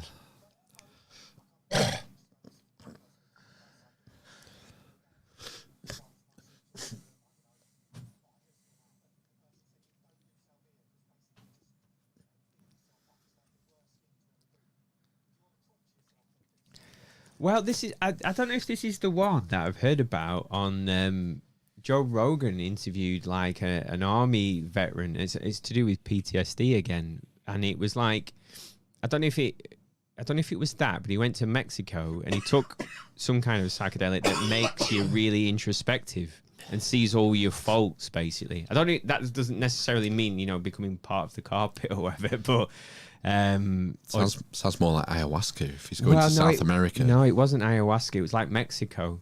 The cactus one, peyote. It might be peyote. I don't know, but he made him sort of like see all the mistakes he made, whatever. And then he did. Stay away from that one. And then he did sort of the like some kind of mushroom that was a little bit more euphoric, and gave you this kind of love feeling and being interconnected and all the rest of it. After it, like 2 days later or something, and he said that kind of doing that introspective one first, like made him see all of his faults, and then he did this other one afterwards, and it forced him to kind of confront all of his mistakes and then come to terms with it, basically, which I thought was like. It kind of reminds me of like the life review, you know. Yeah. We've had a couple of people on who've talked about near-death experiences, and that these life reviews can last like 1,000 years. Yeah, you know, like you go through everything. Time distortion. Time dilation. And if there's a way to maybe hotwire that in your brain so you can do it a bit earlier, and then maybe you won't fuck up so much going forward, I don't think that's a bad thing. No. Yeah.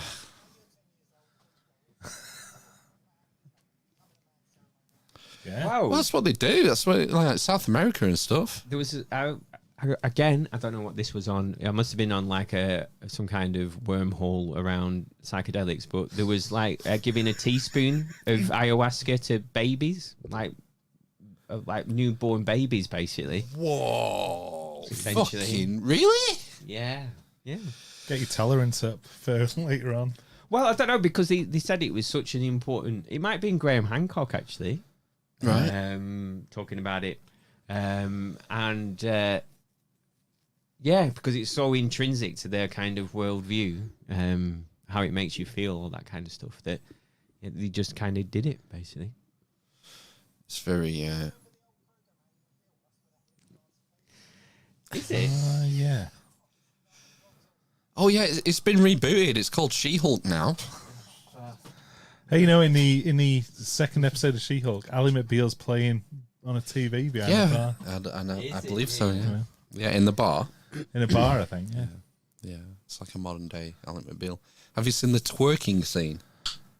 At the end of the last one with Megan Thee Stallion. I believe there's a twerking scene. Yeah.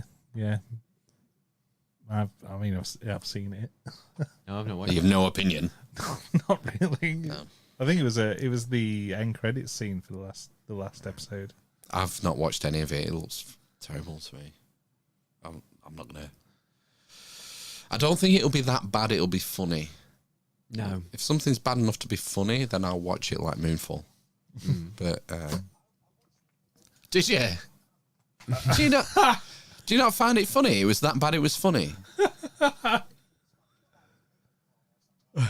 Oh No. This is a serious right. So yes, there's two genres at work here, isn't there? There's like the Sharknado, completely over the top. Kelly Brook was in one of them, wasn't she? Was she in Piranha 3D? I think. Yes. 3 Double D, I think it was called. Yes. Get the Norks out. No, but this is more like it's meant to be serious, but it's funny. Like the best one is Room, not the Brie Larson one. The Tony, can't remember his name, but there's another film called Room, which was a serious film. It was written, directed, and produced and starring the same guy, who's talentless.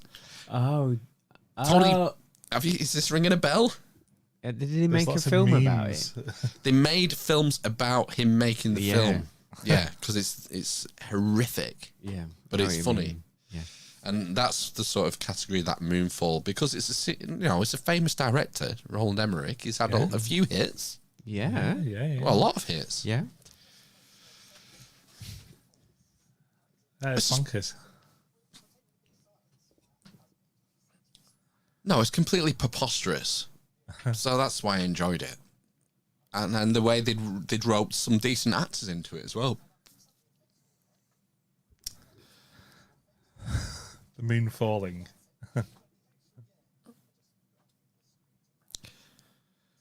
Content. Yeah. There's a question I need to ask you, Lee. Have you had any meaningful dreams this week?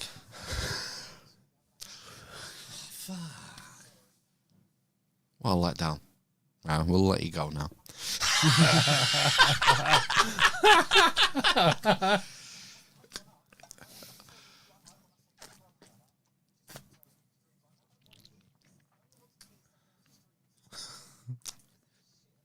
No, they're the best part. I find them entertaining. Yeah, dreams are weird. There's something weird. Have you consciously, I'm assuming that you actually consciously try to analyze your dreams then?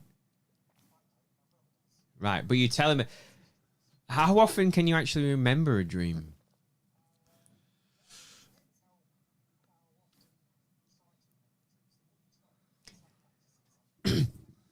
This is what, because I've read one book about dreams, and it's like the book.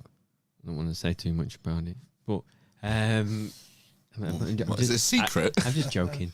And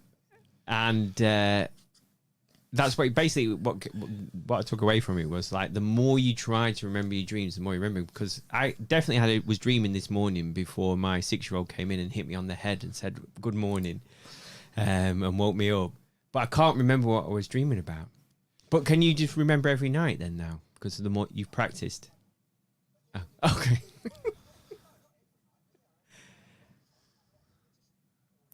Right.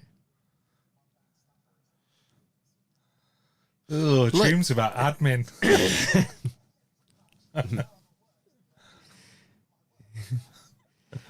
Lee, is the idea, you and Rick's working theory that you dream every night, but it's only certain times you remember it?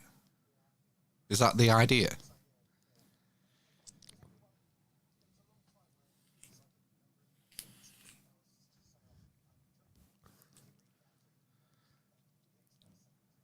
Yeah. Yeah.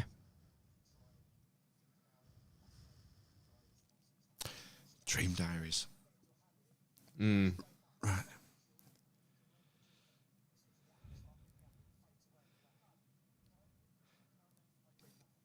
Yeah. Or you fall back asleep. Yeah. Yeah.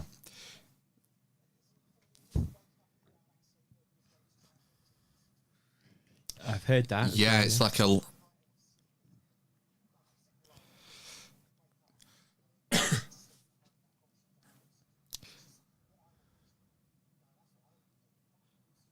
Do you practice any of the techniques to? No, because the only two I know are knocking on door frames and looking at your hand.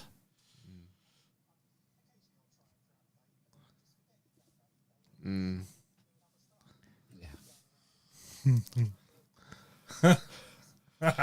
That's what I'm going to do. I'm going to make a special effort. Should. Yeah. I'm terrible. I never remember dreams. Yeah. Yes. Well, no, but the person says, "What are you doing?" I'm saying, "I'm just checking I'm not dreaming." All right. I think you have to shout fingers whenever you look at your hand as well. Fingers. It definitely works. It's definitely worked for me once. Do you not have any recurrent dreams? No, I don't have recurring dreams. No. I don't dream. I never remember them ever. Very, very rarely. Same sort of theme for me. I have one. I think I've talked about it on this podcast before. I have lots of. Well, I'm not sure. Give us a 10 count, Lee. Fucking hell. We know Lee's audio wasn't going to this fucking video. Oh man, all that's lost. Oh, it'll go out on the audio. That was No good one's shit. watching anyway.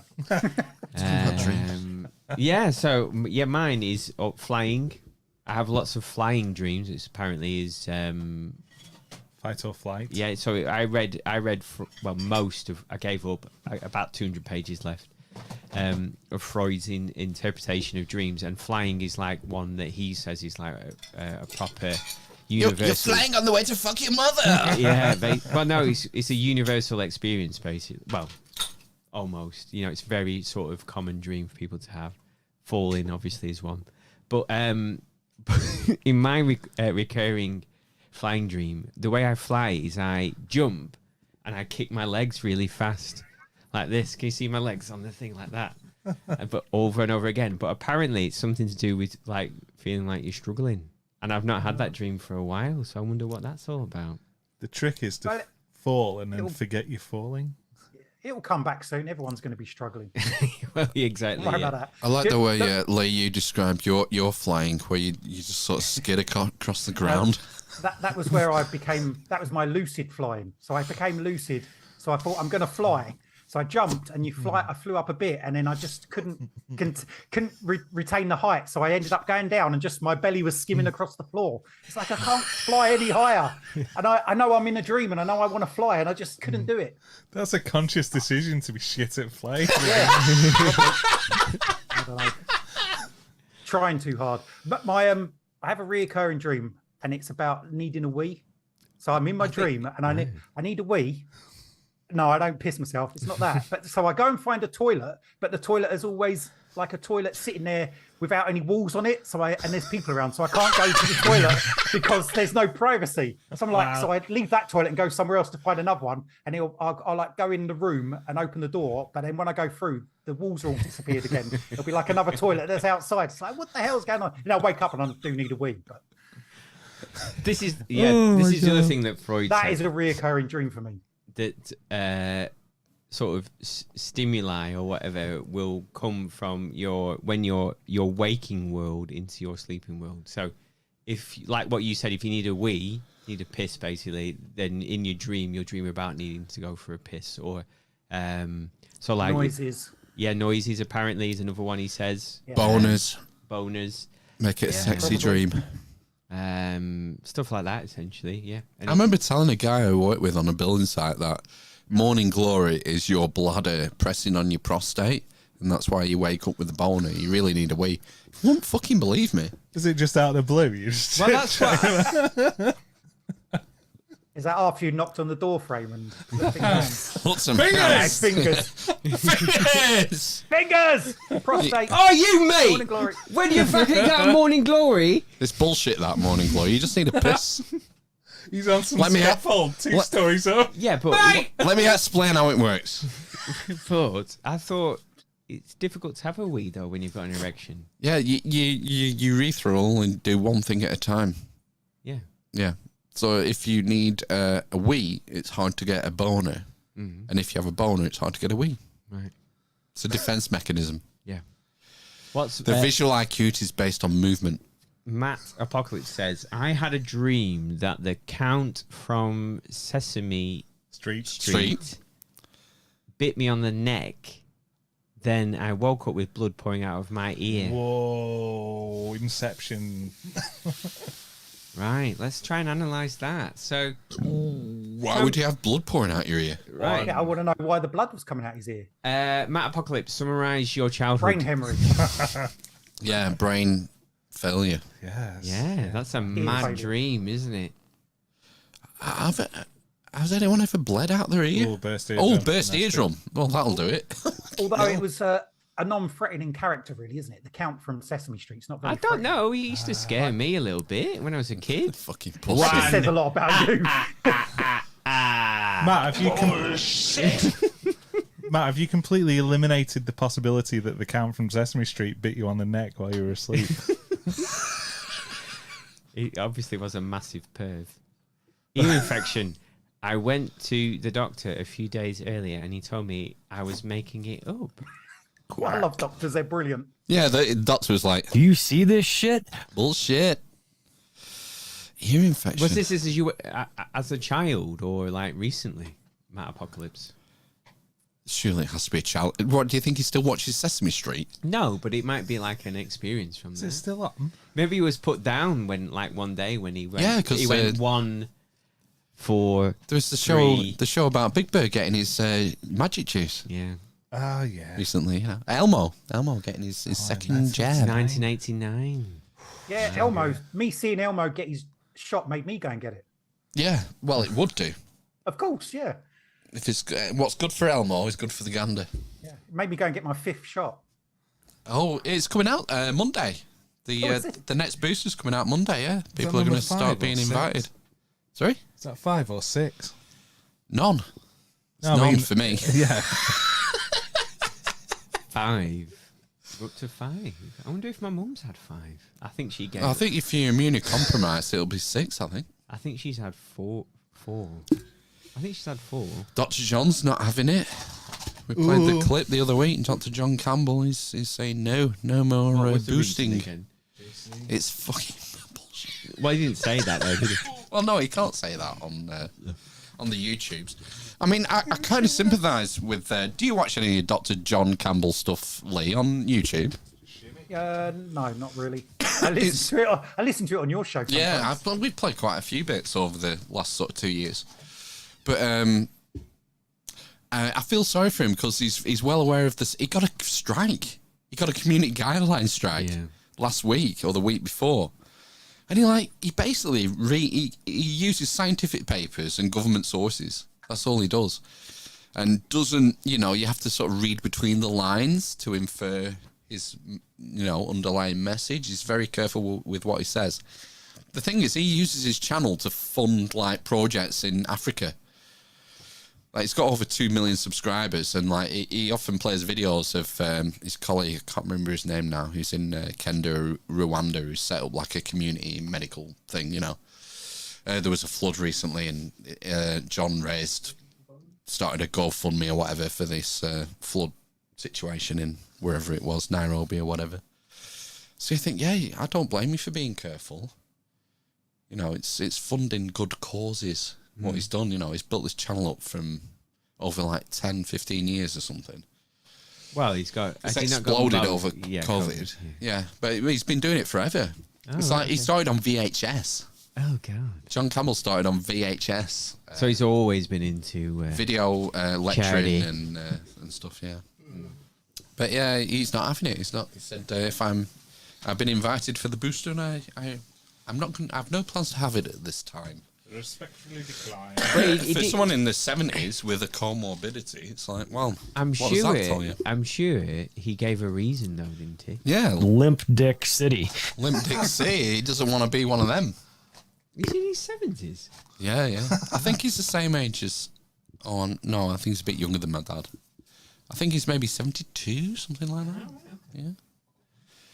Because he said he's been teaching nurses for 50 years. So I'm guessing he has to be in his 70s. It's not from far, it's from up the road. Carlisle, I think. Right. He lives. Get him what- on. Exactly, that's what I mean. We should Yeah. DM him. Yeah, maybe. Can try. See if we can wade through his thousands of DMs. Straight to the top. Hold my bag, bitch. Is that him? Coming for you, yeah. Yeah, that was John, yeah. Who's got the biggest cock?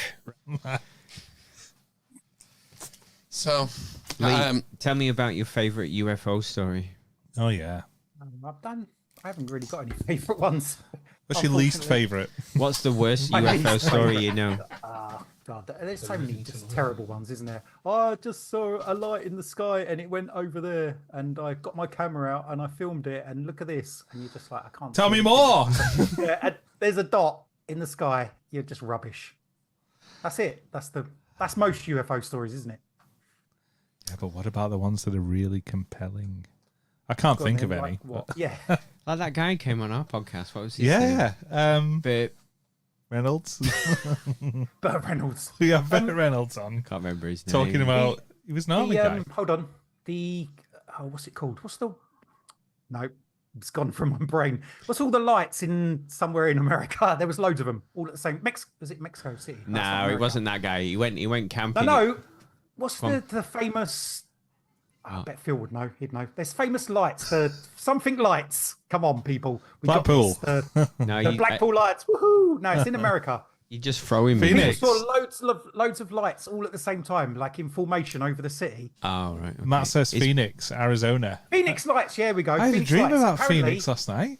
No. Apparently, Kurt Russell he's an airplane pilot. There we go. Look, Kurt Russell was the pilot he who was- reported them. Yeah, he was flying, and apparently he may have been the first person to report the Phoenix lights. There you go. That's the most interesting Right. UFO Phoenix. story I've got.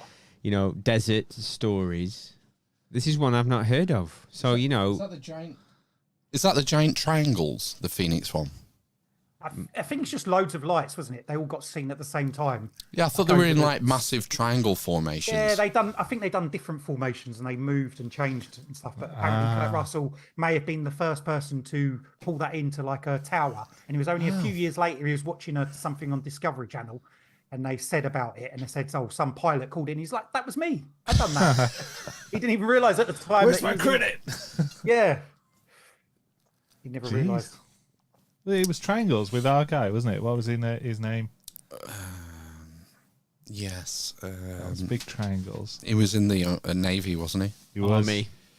one of them. Forces. He was in the army. Oh my gosh. Terry Lovelace. Terry Lovelace. Linda Lovelace. Fake name.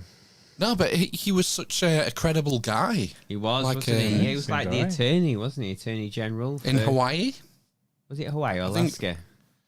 I don't know. It's irrelevant. But he seemed like a really genuine, credible guy, and he talked us all the way through that experience.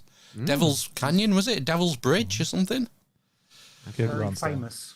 Yeah, it was quite famous, and it was the OSI, the sort of naval security. It was like a forerunner for the CIA who came and interviewed them and separated them and stuff. And didn't his mate, did he commit suicide in the end? The guy who he was camping He with. said he was Is that an the one on alcoholic. he went in like a closed off place? He went to a plateau. Yes. He climbed up the top and they camped on there. Yeah. I've heard that story a couple of times from.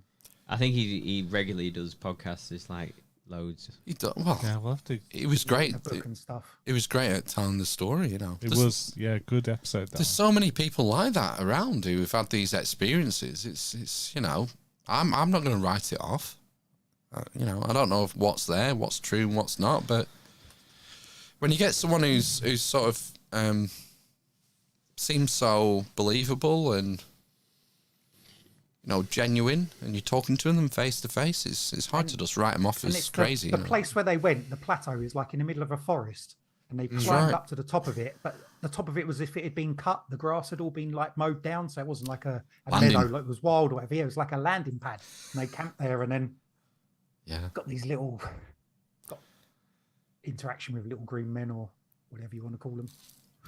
Where do you stand on aliens, Lee? Have you given it much thought? On the neck. Yeah. I think we should fight them. I think they're probably interdimensional beings if they're coming there. It's from dimensional things, portals, traveling. I don't think they come across space in spaceships faster than speed light. I think they just zip through. I mean, that's handy because it nullifies Fermi's paradox, doesn't it? Yes, it does. You know, if we look at things through our traditional 3 dimensions plus time paradigm that our monkey brains can't, we can't imagine anything beyond that. The 3 dimensions we live in plus time.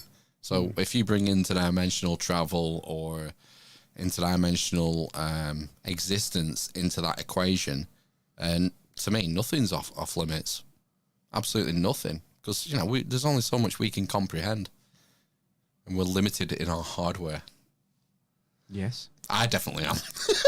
What's that theory about the filter? Like our brains filter like a high percentage of stuff out, so we don't see everything, we don't hear everything. But we do see everything and hear everything. But it's filtered out in a limited spectrum plus the filter.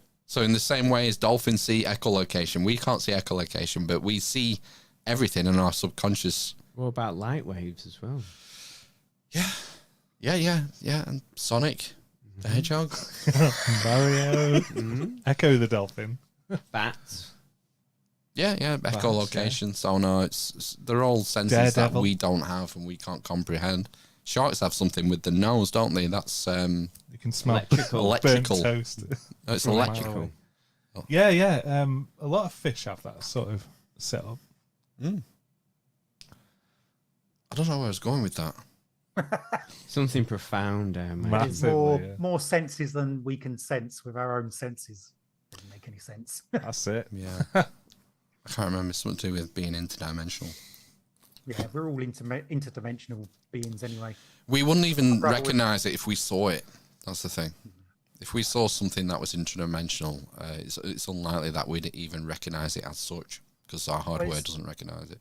Because we've looked at stories before about, going back through the years, spacecraft, and if you go back far enough, you get stories of people seeing ships, but there would actually be like sailing ships in the sky. And there's like cases where people report they dropped anchors and the anchors have got stuck in houses and stuff, but there's like a ship flying in the sky. Yeah, it's like Charles 14 stuff that. Yeah, if you new lands. People are filtering what they know, what they see through what they know. So we see flying saucers now. Before, people used to see sailing ships because there couldn't be anything sailing apart from a ship, but it's in the sky. I see what you're saying. Yeah. Right. But a lot of the time, the people on the ship would seem like they're having a party. There'd be like people partying on this ship that's floating in the sky, and then other people on the ground be looking at you like, they're having a party, but it's like a sailing ship in the sky. What's going on? Like interdimensional beings just popping through and having a gander at the monkeys. Do you see this shit? Exactly. And the whole like spaceship before in the 50s, you'll get the saucers, and now people were seeing like flying wings, aren't they? Delta shapes, V shapes. It's evolving as time goes on, like people seeing different things. It's informed by the current culture and the paradigm. Exactly, yeah. I wonder when we go out now and see a spaceship, we're more likely to see one of those flying wings or whatever. A Borg cube. Yeah, maybe. I wonder when the first like flying saucer, like traditional flying saucer, was reported then. Was it the 50s, do you think? I think it was the 50s. Was there anything in the war? 40s. Well, Roswell's a flying saucer. Yeah, that was 40s. 47. So weather balloon. Come on, man. There was no weather balloon. It was a Chinese lantern. It's weird, isn't it? So much stuff we don't understand. Well, we're limited, aren't we? Well, we certainly are. We don't understand, but are there people on our world who do understand or understand more? Well, this is what interests me. This is like you get to the sort of the inner circle, if you want to call it. People who have perceptions that the rest of us don't. The book I've just finished sort of tackles this to a degree. It's more of like not self-help, but a way of thinking, a way of adjusting your behaviour to join the club, if you like. Talk about man number 1, man number 2, number 3, number 4, number 5, number 6, number 7. And there's sort of, it's like an evolutionary passage. And basically everyone on Earth is either man number 1, number 2, and number 3. And then occasionally there'll be an odd person who turns up who's recognised as a man number 4. So you might call him Buddha or Jesus or Zarathustra. Certain people who have a different level of perception or wisdom and are able to influence things on Earth in a profound way in a short space of time. Liz Truss. I think she's man number 1. Jesus. I'm just shaking my head thinking about what she's gonna do. I don't even know if she is gonna get in. I think they might put Rishi in because let's be serious, it's all fake anyway. So Yeah. they might just bump him in there. If they do, then we'll know it's fake. I don't know. I don't think they'll put Rishi in. I think they can't afford to. What do you mean? Because of the, I think they'll be worried about how it would poll with him, with all the billionaire stuff, his green card thing. And, you know, if he doesn't win this, you know he's going to renounce his seat and just fuck off to America or wherever, isn't he? Or, you know. I mean, he doesn't need the job. No, he doesn't, does he? He doesn't need the 80 grand a year. No. Well, no, to be fair, being Prime Minister, you get the extra payment, don't you? You get the... I don't think it's about that, though, is it? Well, no, that's what I mean. I know, but, you know, it's 120, isn't it? But he doesn't need the 120 a year. It's like fucking headmasters, school headmasters on more than that. Yeah. On the Prime Minister. Mm. You know, it's like... I don't know. What I wonder if maybe the pay should like be insanely generous for MPs and ministers. I think it's an important job. Yeah. So yeah, but what would so you like pay? it should be more than a GP or a headmaster. Yeah. I'm not saying that they aren't important jobs, but I think it's like as far as the civil service goes and as far as responsibility goes, it's a level above that. Well, so maybe MPs should get 250 grand a year. This is the thing. I read something. I think I might have talked about this before, so I apologise if it's boring. But I remember reading something around pay and how pay's changed since like the 60s. And sort of a teacher's pay was comparative to a city boy's pay. So like someone who'd work in the financial sector in London or whatever. And then it was all deregulated in like the 70s, the 80s. And then it like just exploded what you could earn as a banker. So obviously everyone who's intelligent, instead of being a teacher or a doctor or, you know, all these important things, just went to work in where the money banking. is. Well, yeah, because that's what you do, don't you? You go for where the reward is for your brain. Well, unless you're not like, everyone does that. Well, unless A lot of you've got people do that. morals. It's not about morals. It's how do you want to spend your life. Mm. But even so, working as a banker, you work all hours, don't you? It's an incredibly stressful job. Definitely, it's definitely stressful. Yeah, it's so- not a job I'd want for all the money in the world. So that's what I mean, yeah. Yeah. But that's what draws. Well, It certainly draws, yeah. And Because there are maybe- different people. Some people just will do anything for money. So it's going to draw them. They don't care if they have to work 80 hours a week. And And I suppose the social other thing hours. as well is this kind of idea of hyper successful, or is it motivated men and women as well to a lesser extent, and I mean by sort of in terms of numbers, who just drawn to like I just need to earn, I need to just be a success or whatever. Don't know. And that's where you go, isn't it, to the money in the world that we live in, basically. Yeah, it's a value thing. It's an individual thing. I can't tell people what is valuable and what's not. It's your decision. You need to figure that out on your own. And, you know, if I'm being harsh, I would say some people figure it out later than others. Money's just numbers on a fucking screen. It gives you freedom. Yeah, but we're talking about. I don't mean this from like an individual basis. I mean it from like a macro level. Yeah, that it sucks people because of the reward. Yeah, it sucks a certain type of person. Yeah, there are individual choices within that. Yeah. Obviously, there could be like a Jesus Christ who gives it all up, and creates the cult of Christianity. So this other thing I was thinking about the other day is Scientology. Yeah, we all laugh about it now, don't we? Mm-hmm. Yes. Yeah, I do. Yeah. Where is that going to be in 1,000 years? I don't think will it even exist. I don't think it'll even exist. Why do you think? What do you think's special about Scientology? Tom Cruise. You think he's the Messiah? At least he'll be here in 1,000 years. In his little platform shoes, little platform robot. Scientology will have disappeared within 100 years, I would say. Because they're getting on the spaceship. I'm still listening to the History of Rome. I think I'm about halfway through. Wow. Mike Duncan. Reported to have been a rod of God. Yeah. So we're just getting to where the cult of Christianity has been around for like 200 years. Right. But it's the cults of the East, but further east. Are they called the Etruscans? There we go. Well, that's Italy. That's it, northern Italy.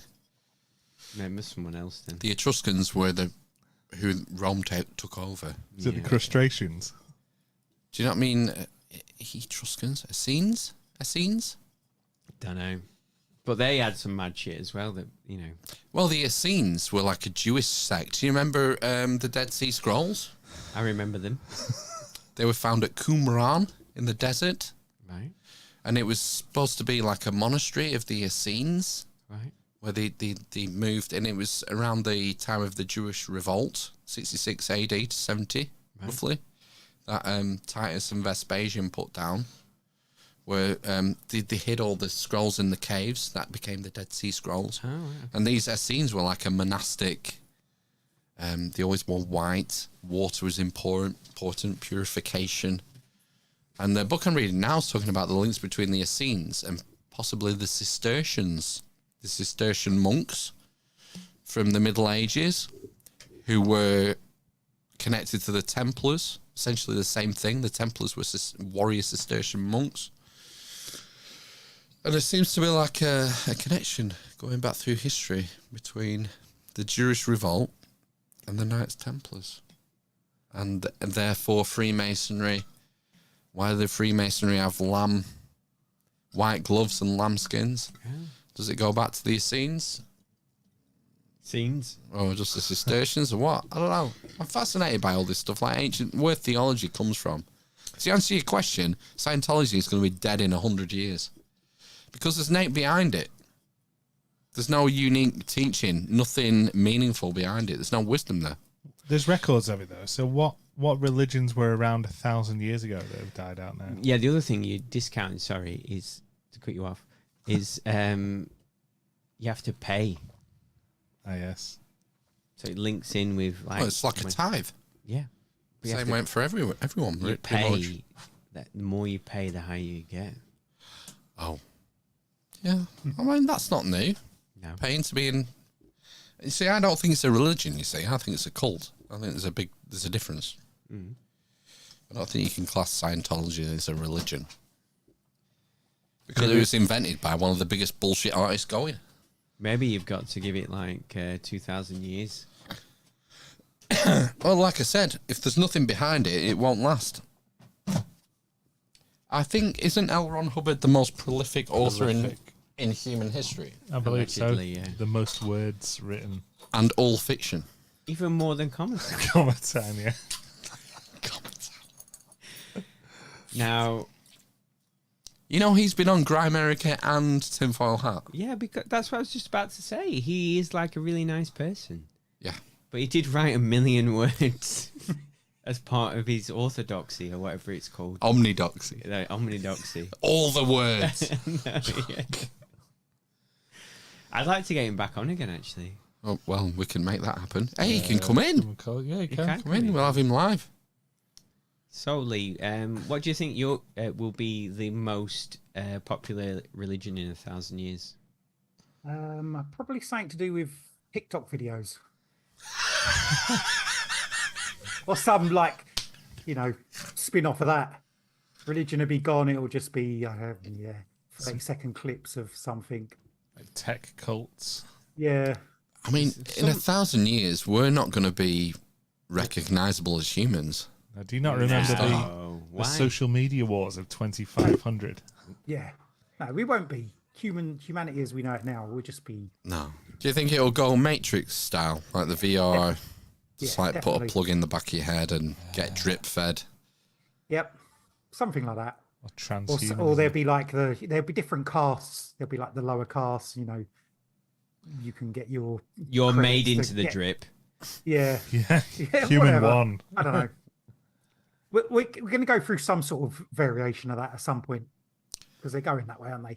Get your body modifications, get yourself plugged into the net, all that. I mean, we might come out the other side of something, but we're going to go through that. Do you not think there'll be a splinter? Like there'll be the people who go forward with the transhumanism and the people who say no. Yeah, but if you have a splinter, then one side's going to pick on the other side. So it all depends who's the most there. Like if why would they though? If you're just plugging yourself into like a VR machine, why would you bother with anyone outside in the real world? Okay, so the whole VR thing and all that, it's coming from somewhere. Those people want to control people, so there's a higher level there, and the controllers aren't going to let a breakaway civilization go. Right. Yeah. I listen to a lot of podcasts. It's all or nothing. I listen to a lot of podcasts, and they're like, "Oh, we need to make a separate society." But if the people in control, the worst of them are want to make this weird controlling. They want to control everything. They're not going to let breakaway society exist out there, are they? They're going to pick on them. They're going to...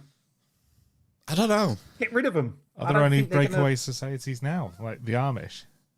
Yeah, maybe, but maybe see how long the Amish go. Will they still be here in 200 years? Probably not. Ultimately, yeah, they're going to squeeze them out. You can't grow your crops anymore. You can't use fertilizer on your crops.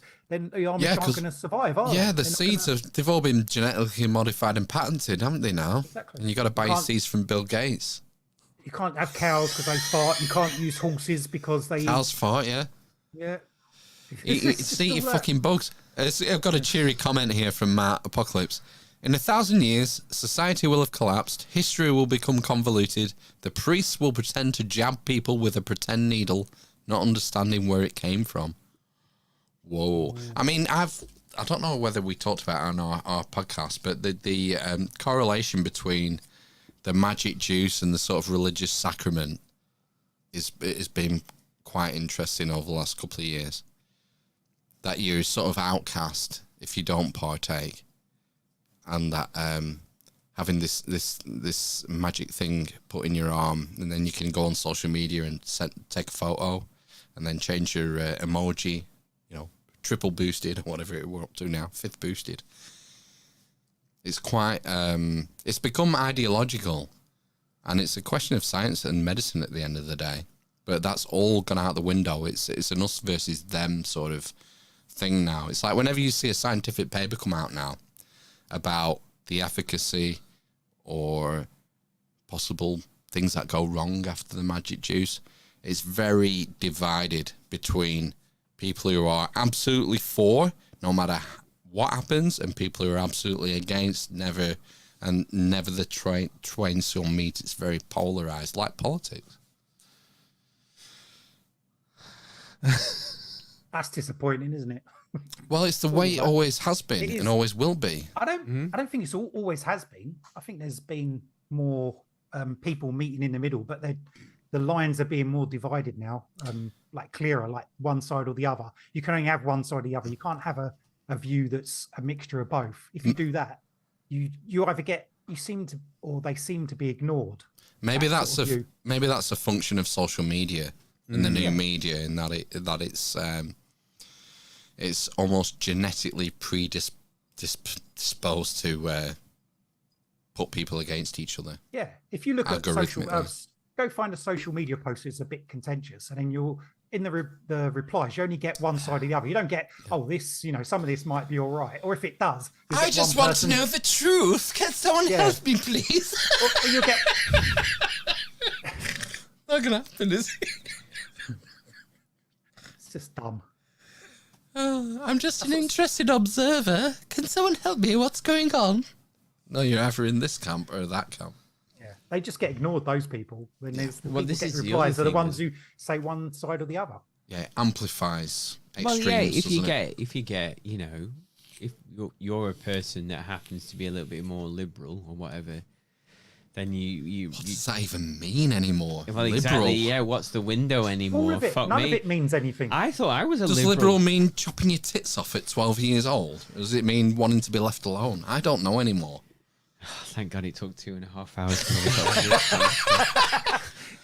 Sorry, go on. I interrupted your thought. But that's the thing, yeah. So the more that our lives are influenced or perhaps controlled by social media, and therefore, your opinions and how you talk to people and all the rest of it's filtered through this, making comments on posts and this person said this thing. What does that mean? And and then if it all ends up being we're just going to feed you all this stuff that you like to click on. Then you're never exposed, are you, to a counterpoint? It's the echo chamber thing. Well, it's always that, isn't there? But, if you're So do you three engage in social media? Do you go onto I know you've got social media. Do you actually go on there and talk to people and reply? Or do you just look at it? Because I generally just look at stuff and I just think, I can't be bothered to reply. I'm not interested in having a conversation. I don't think about this. I've never got in an argument with someone on social media. I've never commented on anything other than a friend's post, maybe on Facebook 12 years ago. Yeah. I don't go on Facebook anymore. That's for old people. Yeah. The only thing I look at is TikTok. And the only reason I look at TikTok is because I started putting these videos on there, the short clips. And now they've got me. I experimented with trolling a couple of years ago. Oh, you did, didn't you? I remember you doing Oh, God, I got a taste for it. Oh, it's quite satisfying. I know, but why did you do it? I was interested. No, you weren't. No, you weren't, because we had a conversation at the time, and it didn't come from a point of you doing an experiment. Oh, why did I do it then? Because I think there was a lot of Enlighten me. vitriol. Well, probably, yeah. Yeah, and you said you were pissed, basically, is why you did it. Oh, I was drunk, you mean? Not pissed, angry. I was drunk. Well, a little bit of both, I think. Right. I did it for like 2 nights. Yeah. And said that was it. Yeah, and because we told you off. Well, that's how you see it. Peer pressure got to you. You can't do that anymore. Don't overestimate your influence on me for a start. Just because you tell me off doesn't mean I would stop. I just think it's worthless. It's a waste of time, like most of social media, isn't it? How dare you What? underestimate my influence upon you? God. I mean, social media in general. I mean, it's like... It's like having a conversation with my wife. it dominates a lot of people's lives, I think. Yes. I think it's a lot of people's social time, isn't it? Coming home, right? Even at work, people are looking at social media, aren't they? And Yeah, that's partly addiction as well, isn't it? I would say. And some of it is psychological. Maybe in your free time, that's more psychological. There's the whole dopamine, reward, random reward cycle going on. I am, unfortunately, at the moment, I'm in a dark hole of TikTok. A K-hole. A tick hole. A tick hole, yeah. I am. It's terrible. Ugh. Really terrible, and I'm aware of it. So now I Well, can make video some got like changes. 3,000 views. It's over 4,000 views Right, okay. on TikTok. One video. So, do you feel disappointed that the following video got 10? I think the following video got about 21, and Right. then like the one after that got like 80. The one after that Did got you not 200. use the right hashtags and stuff? This is it. I don't know. I don't know why that one got, because it's got like I caught it at the right place where Phil goes, "This man shit his pants," and I don't know. It's Is it making me chase the dragon? Basically, is that what it is? It's giving you a little hit. Nothing's happened for a few weeks. It's an algorithmic decision. we're going to pump this video because this guy's he's slacking off. We need to give him a little dopamine hit to make him stay on the That's the other platform. thing as well, because I didn't do for like 2 weeks, and then I did 1 week, and then I didn't do for a week, and then it's come back, hasn't it? Put an extra worm on the hook. I like to think because our content is fucking wicked. But you know. Yeah. Party Central. Guys, did I say it? Exactly, yeah. Epic dub. So have you messed around with TikTok, Lee? A little bit. I posted a couple of videos and We're friends on TikTok. yeah, I think Yeah. so. I done it. I thought I'll put some stuff from the show on there, and then I just can't be bothered really. Like, let's give up. It is a little bit fiddly. Because it's one of those, anything like that, you need to build a following, so you need to continually put more stuff on there. And I'm really not that interested. Yeah, we have 31 followers on TikTok. Obviously, I'd like to get a bigger following, but I just, I'm not that much that's- into social media. That's the other thing. I don't know if it's one of those things where, like the other platforms, where you've got to follow back, and I just don't want to debase myself like that. I don't can give wanna you a be- tip. Yeah. Just- No, please just don't give post me the stuff. tip, Lee. Just but, like, tip. Oh, you want it all, do you? Just Spazzing just on do that chemtrails. ass. Sorry, just do Chemtrails. Do My brother chemtrails. posts stuff on Twitter. Every time he does chemtrail stuff, it gets loads of likes and follows and retweets. Anything else he does, nothing. Oh, I can send you a Chemtrails, video. everyone loves a chemtrail. I was walking the dog a couple of weeks ago and I took a chemtrail video. I'll send it to you on my There's phone. fucking loads of chemtrails all over my house. Yeah. Yeah, to post a picture take a picture, go, oh, it's chemtrails, and then like tweet it or put it on TikTok, see what So happens. what? By shit's the how the way this conversation has gone, Lee, are you saying that chemtrails aren't real? I haven't got a clue. I don't know. I'm not sure. They're fucking dusting us, man. I mean, who? Probably. I mean, they've admitted to doing something, haven't they? Yeah, there's stuff that's happening. But are all those trails chemtrails, or are they contrails? Was it over here or was it America? Where they admitted to spraying chemicals over Wasn't it that like town? Spain or something? They admitted a couple of weeks I'm ago. sure it's more than one or a month ago. country. I'm sure it is, but I think Spain admitted they were doing something. Yeah, spraying chemicals on it. They were doing an experiment, basically. That was just to get their TikTok On views a up. cloud. Yeah, yeah. No, spraying a village with chemicals. Since they went mental. Agent Orange. Well, just see what happened. Just experimented on the gem pot. I don't think it's nothing new. Oh, this is the Matt Apocalypse. They admitted to dropping cadmium. Sounds chocolatey. On the Cornish in 1950s, Porton Down. Oh, yeah, but 1950s, they were doing all sorts of experiments everywhere, weren't they? America was just spraying the whole country with shit with all different chemicals. Yeah. We done it here. And the Chemtrails now are different from back then. They don't make them out like they used to. The chemtrails. Haven't the Qataris or the Saudis been doing the same thing? Spraying stuff in the atmosphere to change the weather modification? I'm sure that the spray, the cloud spraying, seeding is a thing, isn't it? Where they is it out, silver? Is it not cadmium? nitrate? Silver nitrate. I'm going to go with silver nitrate. Right, so what were the experiments they did before they figured out that it was silver nitrate in this amount spread over this far? That's how they get the put red arrows. cadmium on. That's what I mean. It's like you see the end result. Oh, yeah, the Saudis dispels. Yeah, this has been going on for decades, like the research. Yeah. And the Yeah, end before result they- is the Saudis spray silver, whatever, they in such spray concentration. silver, but before that, they were spraying arsenic and lead Well, the and other one- whatever else. There's like Anthrax Island, isn't there? Where they- Scotland, man. That's a good holiday destination. yeah, for Amish. It's The podcast like will a be venture over. holiday. I'm fine with that. It sounds delightful. Amish Island. I thought you said Anthrax Island. Yeah, you did. I'm thinking of Spike Island. Do you remember the Stone Roses playing at Spike Island? No. Yeah, I don't remember it, but I know it happened. Sorry. Go on then, what? No, there's nothing exciting about What were it. they spraying? They were probably spraying DMT, like mushrooms and weed and stuff. I don't know. Probably something out Porton Down. Yeah. So Porton Down is in Cornwall. No. Yeah, it's in it's in Cornwall. It's in one of Mark's books. in Wiltshire. No. No, it's in Cornwall. Boscombe I mean, Downs in Wiltshire. The Spirit of Cornwall. It's either in Volume 1 or Volume 2. Where's the Portendale's search in there. bar on this? Can't scroll through this. GCHQ is down there as well. Is it? Yep, it's in Cornwall. GCHQ is not in Cornwall. It's Where's in it in Cheltenham. Devon? It's in Cheltenham. Where's It's that? Gloucestershire. Gloucestershire. Yeah, that's a little bit up. It's near Wales, isn't Come it? on, fact Bottom checkers. of Wales. Oh, I'll have to check this. Come on, go Wales check and to the scopes. right. Share your screen. They're building something up here, you know. Headquarters, Cheltenham, founded 1st November 1919. There you go, right. bitch. Oh, yeah. The donut. Yeah, I mean, Apocalypse has told you already. GCHQ is in Bude, Cornwall, and Cheltenham, Gloucestershire. Bude. both. All right. So it's Address, both. Cheltenham. Been to Bude.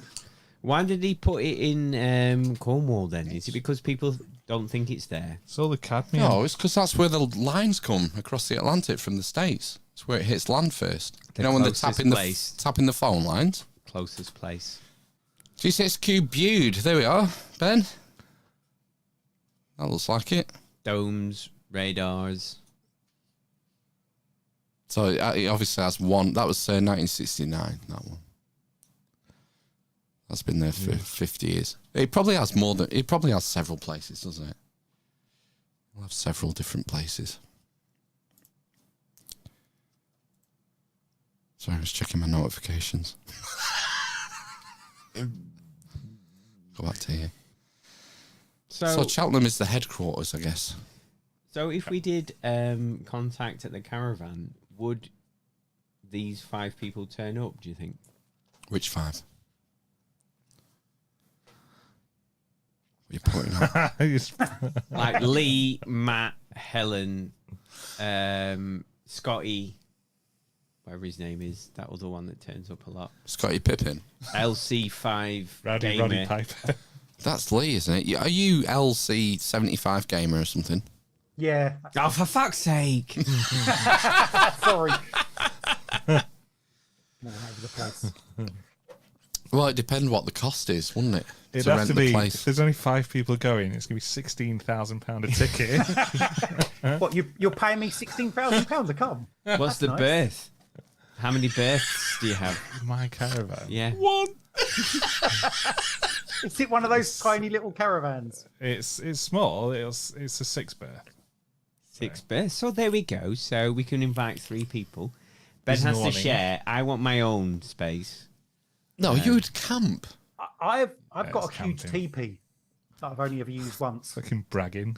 Yeah. I am going to aim for the prostate in the men. I'm going to aim Go. for the TP in the girls. Party Central. Central. You've got a teepee. Yeah. I wouldn't. Is that when you Use- fold the sticks on each other? So Make it years, stand up. isn't it? It's a teepee shape. It's like a big pointy cone tent. Is it made of canvas or animal hide? It's I hunted it the made- buffalo myself. Is it made of polyester? It's mouse I skin. I don't know. And I sit in my loft. It's been there for years because I only used it once. So Used it. look, he's gagging. Have you got TP for your bunghole? TP for your bunghole. Oh my god! I went to go and watch that with Mark Bottomley in 1990, whatever. Whatever. Yeah. Yeah, 99, was it not? Nah. No, Earlier than that. Earlier than Yeah. that. I am Cornholio. I need TP for my bunghole. Yeah. I can't believe you got a TP, Lee. Have you got a real tent? I've got a tent. I think that would be the way to do it, to do camping. We'll just like, get a field. Well, yeah, but we stay in the caravan. I don't want to stay in a tent with these. I'll be people. tripping off my balls. I won't care. I'll sleep under a cow. Yeah. Well, you can do that. I'm going to... Right, me and Ben will stay in the caravan. You can stay with the peasants outside. Like, The serfs. yeah. Oh my god. You can be like the lords of the manor. Exactly, yeah. You're really not selling it. We've got a toaster. That's and not a my kettle. job. I want to camp in between the stones at Castle Rig Stone Circle. I don't know Don't if they'll think allow you're you to do allowed, that. yeah. Why is it not allowed? Sacred ground. I am sacred. Sacred to who? Himself. Right, so what we could do Do you remember that guy who owned the pub? Yeah, him. Oh God, yeah, Pointy Hat Pub, Manchester. Yeah. We could go there for a trial run, plan it all, come home, and then like the next week we could just go to Rivington. Right.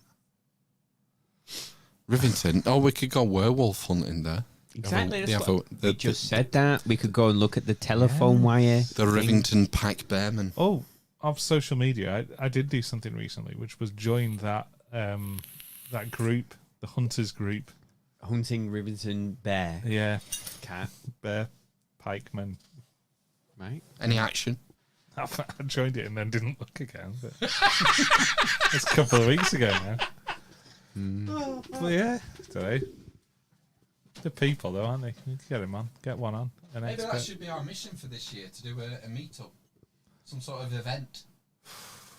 Yeah, we do one every week. We could have a long weekend somewhere, couldn't we? We could. Yeah. Ben, it's your caravan. Phil wants to be with the people outside. Yeah. It's basically just going to be me and you in the caravan. So I'm quite happy to just have a kettle. It's fine. If we can arrange for someone to bring some kind of mushrooms that would bring a pleasant experience. Shiitake. Yeah. We could have an omelette. Yeah. Something like that. And then, I'd be fine. That's fine, yeah. Get Dave Matheson, Yeah. a Boris Kettle. It is Boris Kettle. I'm sure it's low power. By that time, we could probably camp somewhere near a 5G tower. Yeah. And then we could get Dave Matheson, and we could tell him what the night sky was, where we are, the time and day, and then he could do a story for us. Oh, virtually. That's why we Yeah. need the 5G tower. Yeah. Half of these people are going to go, aren't going to go anywhere near a 5G tower if we're camping near it. There's only 5 people coming. Yeah, exactly. Three of them. Someone would just quit. There's enough people over here. If we had the reach to be able to sell enough tickets, you could get Maria Wheatley, Ryan Seven, someone else. Cometan. Why are you laughing about? At Castle Rig and have a full weekend of Maria Wheatley knows everything about stone circles. Yeah, no, she's like a... Savant. I was about to say, she's like a sarcophagus. She's like an encyclopedia of stone circles. And the options, I have tons of ideas for things we could do, but it all depends on getting people to listen at the end of the day. If you can't sell tickets, it doesn't work. I just thought it'd be fun for us to go out and camp. Yeah. I'm happy to do that, but I think it's time. we can't. I think it's time you leave your wife for a week. It's fine by me, but it's I'm sure Ryan Seven would do it, but we're not going to drag someone from Maria up from Wiltshire just for a laugh. They want something for them because they're self-employed. They do this for a living. Cometan. Fuck me. Cometan's definite. I have no idea what Cometan's going on half about the time. That was almost a sentence. He talked. It had all the words. Just not in the right order. I'm crushing the mid-strength beers, Lee. What are you drinking? It's my Nazi Steinhauser. Nazi lager, brewed according to German purity law of 1516. Great. That sounds a bit dodgy, doesn't it? It's Aldi, it's fine. It's it's like the most German supermarket that we have. Yeah. It's taking over the world. I don't know. I mean, I would imagine the higher end supermarkets like Sainsbury's and what's the other one? Waitrose. I imagine they're going to take a hit over the next couple of years. Do you not think, Lee? People are going to tighten their belts, aren't they? Are they partnered with the World Economic Forum? You have to look at the supermarkets. I think they all are. Yeah, because that's to do with isn't it stakeholder capitalism of the World Economic Forum? Obviously, if they're part of that, then they're going to get the money from being stakeholders. So all the other, if you're not, then you're not getting the money. Right. I don't know how it works. Got to diversify your portfolio. I posted a video on your Discord the other week. That Coin Bureau bloke was talking about it. The Coin Bureau. Yeah, I quite like him. Anyway, he was saying about because I didn't know this, but their form of capitalism is stakeholder capitalism. Yep. But it's only the companies that are aligned with the World Economic Forum can make money from the capitalism that they're promoting, which is nice for them. Part of So that, you have to look at the companies that are part of the World Economic Forum. They're the ones that can make money off of it. Everyone else can. Well, that ties in with ESG, doesn't it? yeah. And that, if a company doesn't comply with the ESG rules, they won't get finance then. They won't be able to expand, and they'll just sort of die out. That seems to be the way it's going over the next 10 years. If you don't comply with the ESG, your business just isn't going to grow. Does that work for podcasts as well? Because we should comply with the ESG and see if we can raise our listenership and sell some tickets to the... I mean, we don't... Contact at the caravan. Is that what you call Absolutely. it? We don't rely on... absolutely not. We don't rely on banks for financing. We're self-funded and crowdfunded. That's why we're independent and we can say anything. But yeah, if you were dependent on, getting your capital from third parties, then you would have to play by those rules. I'd imagine. Mm-hmm. Well, this is the thing, isn't it? Especially with YouTube being the single. How many? It's the second biggest search engine, YouTube, after Google. And who owns YouTube? Alphabet. And who owns Google? Alphabet. Exactly. So, who owns the internet? Have you done Lee? Have you done the shrinking internet experiment?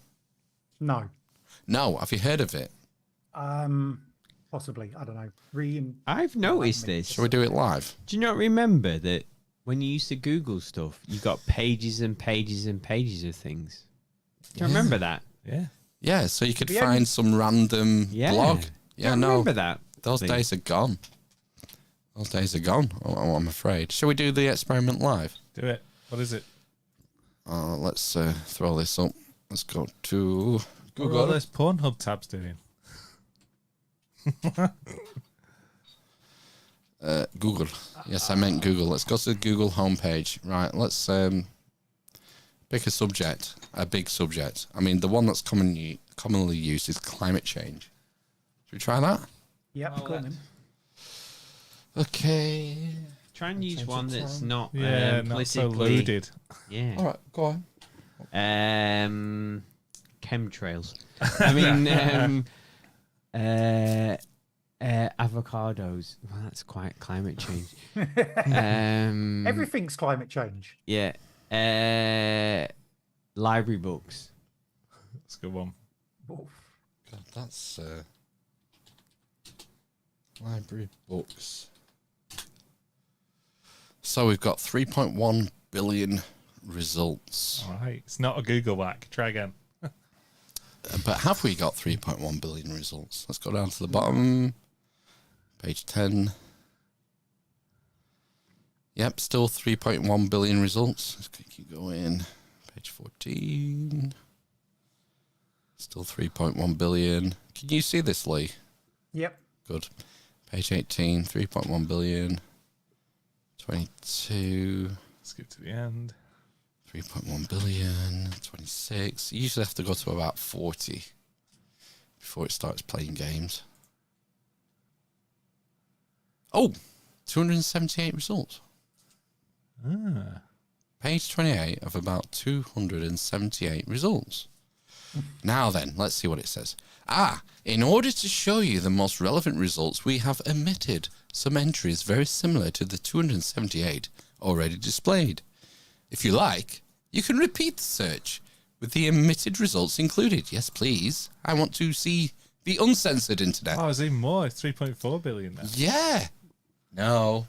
3.4. Right. Okay. So go back again. Page 10. Yeah, we got an extra 300 million results then pop up, didn't we? Strange. Well, it's obviously because people are now making web pages about library books as we're Googling them. It's a live synergy. Yeah, still 3.4 billion. Page 26. Come on, you fuck. And here we go, page 30. Nearly there. Hold on for a few minutes. What are you doing? 4 man? hours later, What is wrong it's with page 962,000. No, it's again, you get to about 40. Page Yeah. 34, 38. Nope, still 0.34 billion results. 42. Oh, the answer to They're the on life to of the universe and everything. There you Oh, go. 412 results. And So there you 4 go. plus 1 plus 2 is 7. Oh, yeah. Nice one, Google. There we go. Yeah, I suppose they're just 412. playing on. What's they're it just say playing on. above? Keep going. No, does it not say anything? No, you can't do anything. Yeah, so if you Google library books, you're going to get a selection. Oh, here we are, birmingham.gov. It's a university. Merton.gov, Shropshire.gov, Oh, library. LibGen.is, No idea what that Ask is. Lancastria Library, Reading They're so far Chronicle. down on the search thing. They need to get on TikTok a bit more, .gov, don't they? Hans.gov. So there you go. You Google library books, you're going to get 412 results. This is supposed to be the internet. Maybe it's smaller than we think. Well, that's the point. It's shrunk. It's been censored. I remember back 10, 15 years ago, you could find weird websites. You could go down like a Google rabbit hole and find something unique. You could find Bob's blog on Libraries of England. Those What days happens those with days other are gone. search engines.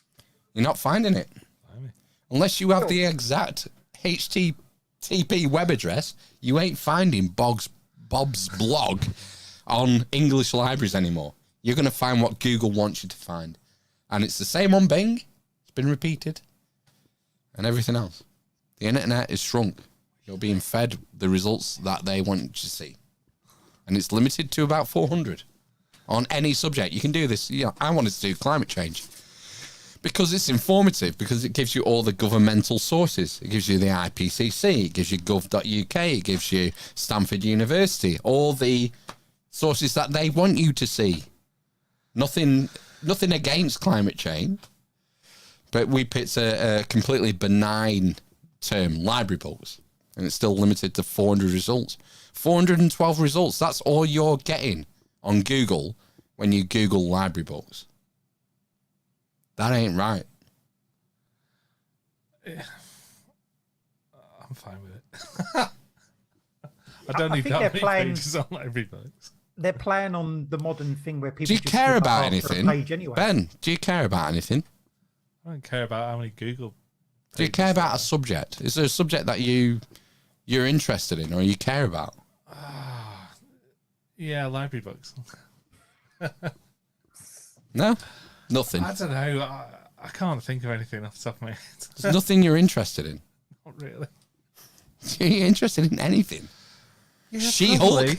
She-Hulk? Well, I mean, Caravans? I've watched it. I'm not really interested. I'm not a caravan head. The point is the same thing will happen. So it's, Someday it might be something you care about.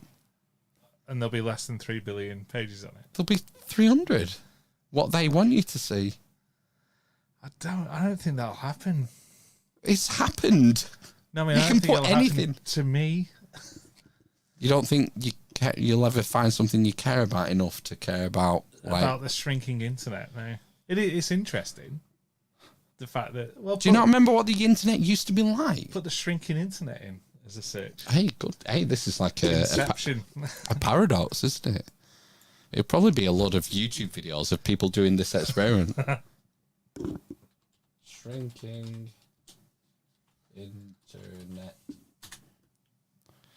52 million results. I mean, we don't have to do it again. It's going to be the same thing. Page 14. Oh, I'll click next there instead of 14. We know what's going to happen. You get to 400 results, and that's your limit. That's all that they're going to show you. Can you think of anything that would only have 400 results? Oh, hang on. Page 27. 254 results. So that's it. You get 254. Oh, let's all have to do this step again. 53 million results. To go back to page 10. 14. Reuters. Digital Human Rights Lab. Reuters again. Page 22. Archive.org. Wired. Atlantic Council. That's a great NGO. Times of Israel. New York Times. 26. Page 26.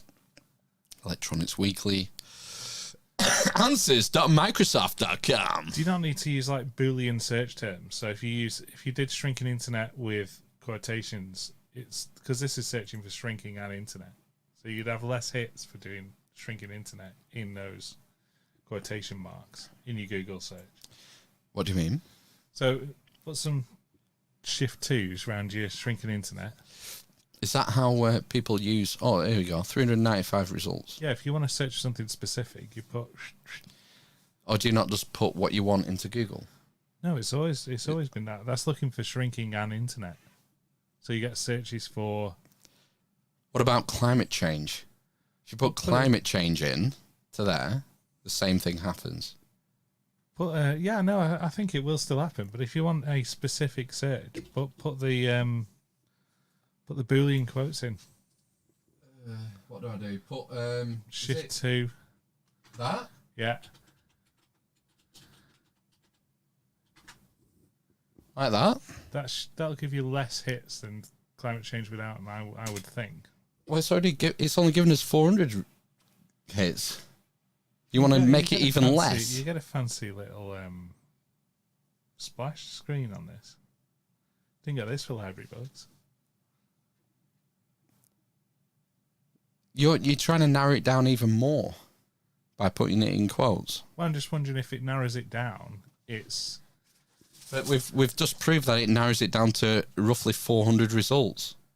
Google does. Yeah. You want to narrow it down more? Yeah, because if you're narrowing it down, you might only get 400 results. And would Google chop that down even more? You're not going to get it with climate change. Why not? Because it's talked about a lot. You've got 1,330 million views there. Yeah, but you still that if you take those quotes out and you Google climate change, you'll end up with 400 results using this method. Yeah, you will. Yeah. So you think it's going to be different because we've put it in quotes? No, I think you'll get the same. Right. I think it's. What's still the gonna point then? out. Because if you pick something that is specific and you're only going to get, it's another test. If you pick something that's only going to give you 400 anyway, I'm asking, would Google shrink that even more to 200? Right, so let's find out. So page 10. Well, don't do it with climate change. Why not? Because you've already seen you've got 10 billion hits. Yeah, but this is nonsense. They're not going to show you them. They're only going to show the first 400. Yeah, but which will be Google something sources. that's your start number. If you Google something where your start number is only 400, is it going to shrink it even more? Oh, right, okay. I see what you're saying. So what was the last term? Library books, was it? Well, library books won't work either because we know that we had more hits. It'd have to be something really specific. But why? Just to see if it does it with a smaller thing. Because what it's saying is we've got rid of all these things that are the same to help you out. Yeah.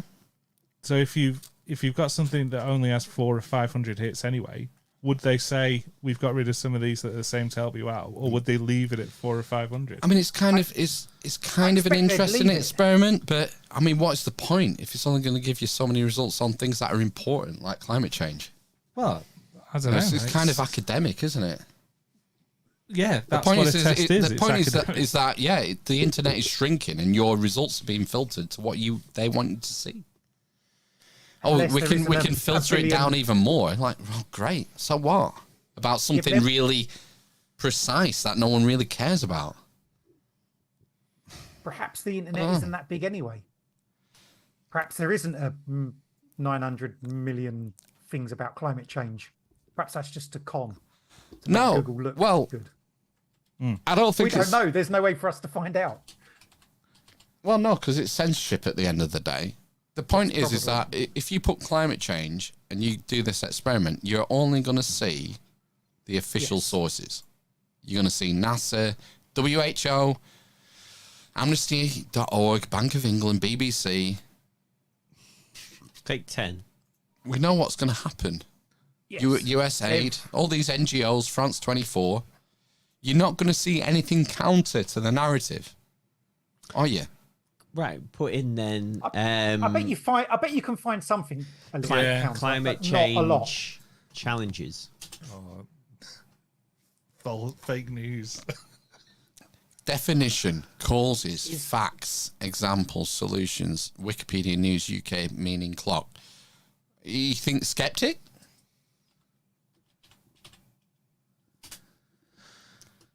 Oh, 2.4 million results. And most of these will be people ridiculing. Yeah, rainforestalliance.org. 6 claims made by climate change skeptics. A closer look at climate change skepticism. Climate change myth, skeptical science, blah, blah, blah. Yeah. Let's go to the end. Page 10. So still got 2.5 million results.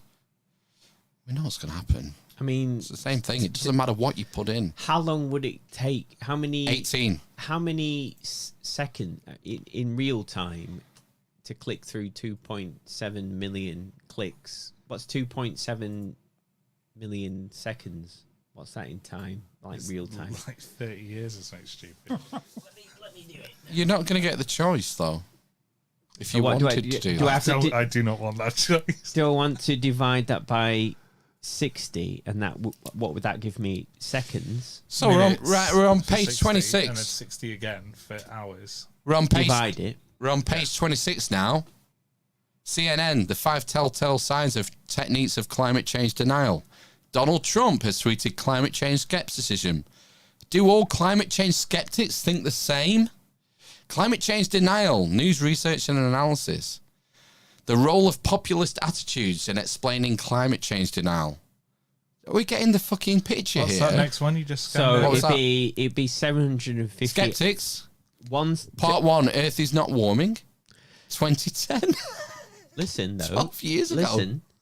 So it's 750 hours to click Okay. through 2.7 million. That's 1 second. Yeah. So that's 750 hours to click through them all. Nature.com, time.com, open democracy. Right, let's carry on. Page 30. Six global warming skeptics who PBS. changed their minds. Climate of doubt. IPCC from The Guardian. Why I'm a climate skeptic by the Heartland Institute. Ooh. Alternative views. Oh, that's from the Council on Foreign Relations. Alternative views. Ex-skeptic says climate change is down to humans. Yeah. Keep going. Page 38. Nigel Lawson. 42. This will be the end. Oh, no. No, it's still going. 44. That's it. 435 results on climate change skeptic. It's the same as if you just put climate change in. So if you go down to the bottom now, what happens? Nothing. Yeah, that's as far as you can go. Oh. That's all they're going to give you. National Post. Loads of National Is Post. that also to do with, you know, CEO. your computer? SEO, sorry. Your computer can only handle.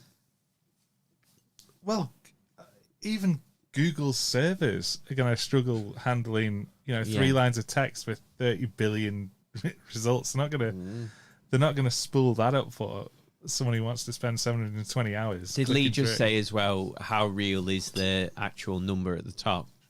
Yeah. I could start a website about climate science tomorrow, and it won't get on Google. What would your SEO strategy be for that website?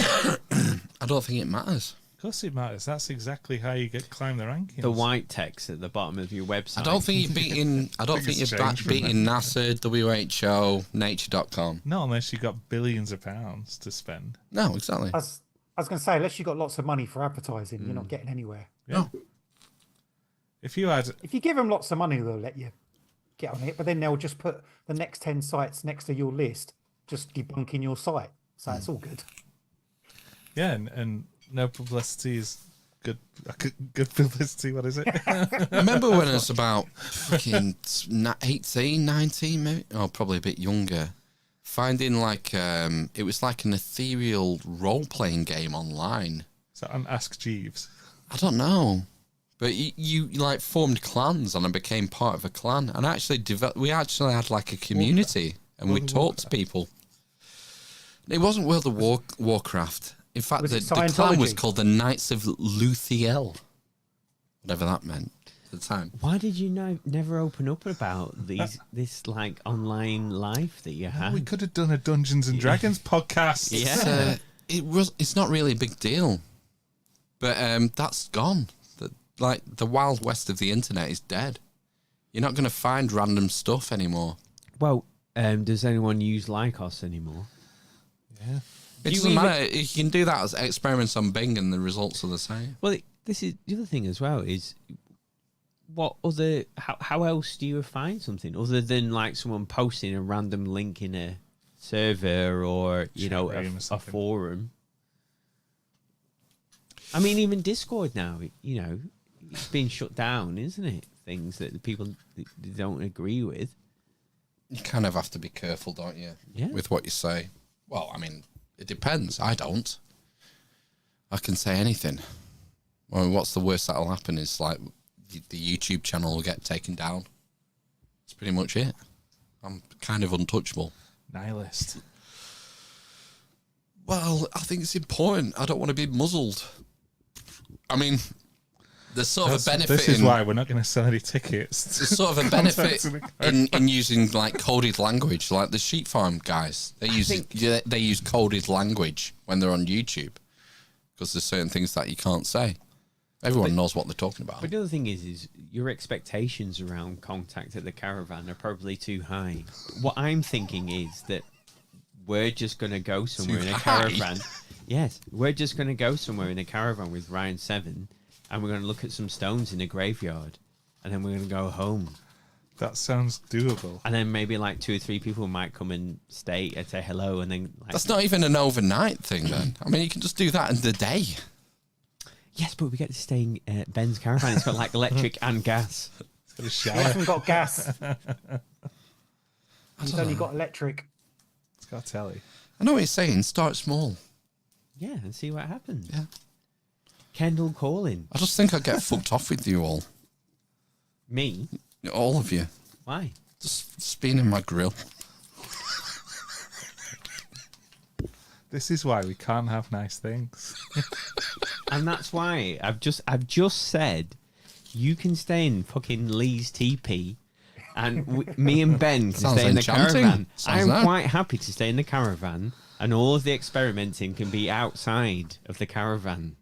Right. So the caravan doesn't get spoiled. So I can go back exclusion zone. So I can go back inside the caravan and have a poo, basically. No solids in the chemical toilet.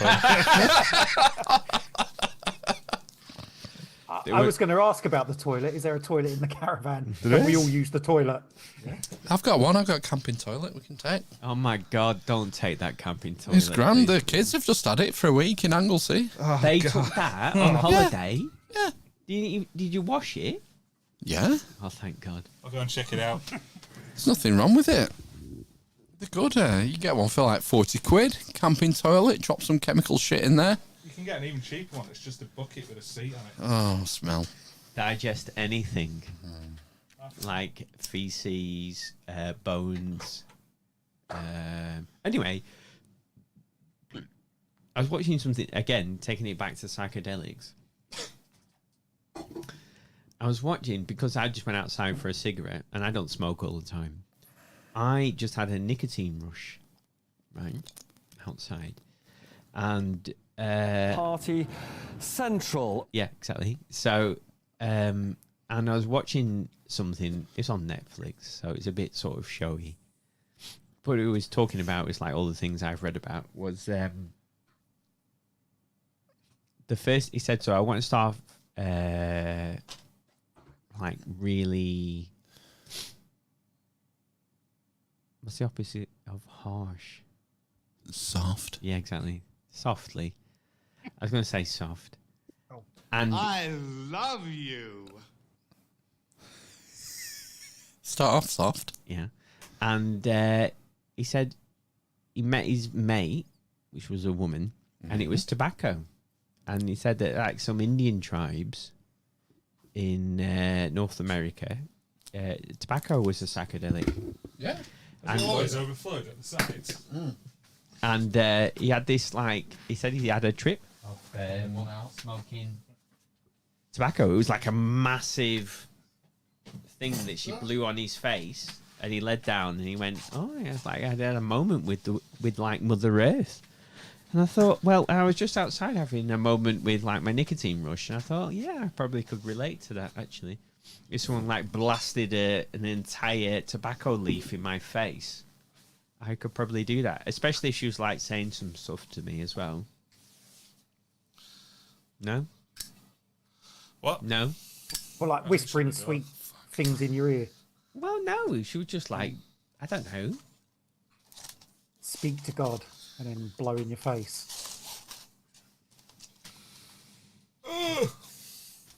I just Maybe, think... I don't know. I don't smoke, so I don't know. I don't know. I just think that, you know, smoking, all things that we take, like alcohol, you know, alcohol and tobacco are the main two things, aren't they? That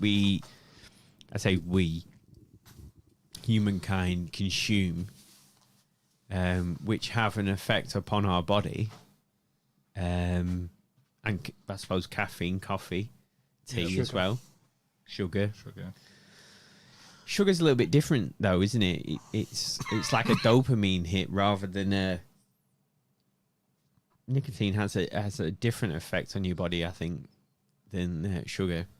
Sugar's addictive, isn't it? But it has a dopamine effect on you. You don't really feel... I think nicotine's also addictive. Well, yes. Yeah. But I think, well, from my personal experience, when I don't smoke and then I have a cigarette, or smoke some tobacco, then the effect of tobacco and nicotine is different to when I go home and eat some chocolate. No? Because it's a different chemical. Yeah. It's amazing that it does a different thing. Yeah, no, I like a bit of sugar in the morning. I don't know. Frosties. When's the last time you had Frosties? I've got some fake Frosties at home. Oh yeah, Frosted Flakes. Yeah. Do you remember Ricicles? I remember the name. They were the sugar daddy of cereals. They're like Rice Krispies with sugar on. Just like cubes of rice in... No, sorry, a grain of rice within a cube of sugar. Pretty much, yeah. They were frosted and had powdered sugar, and they were amazing.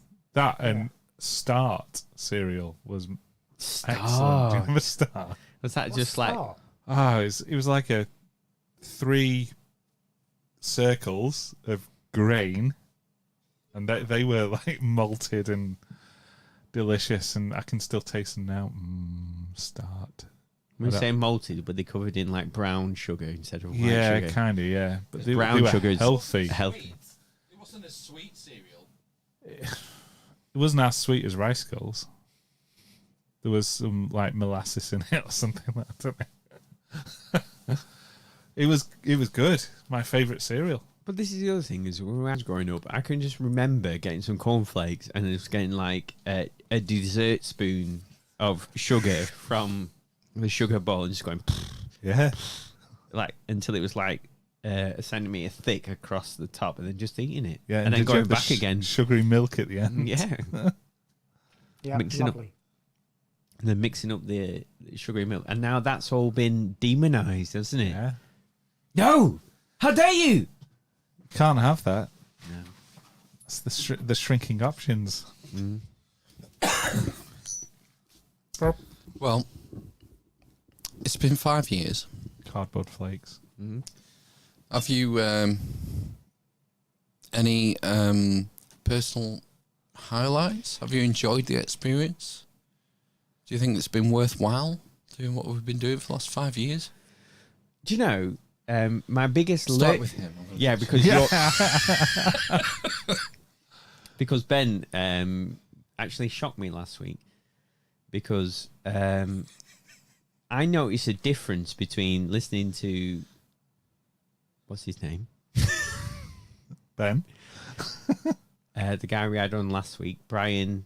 No, Bernie Bernie. Taylor. I knew it began Before Orion.com. Yeah. The first time he came on, I thought, what the fuck are you talking? I can't follow anything you're talking about. You're talking about paintings and then talking about the stars and then the painting and the stars and then why and what is this a thing? Jesus. And then, yeah, so that happened. And then I remember Dave Matheson, the first time he came on, he went, he's talking about the stars again.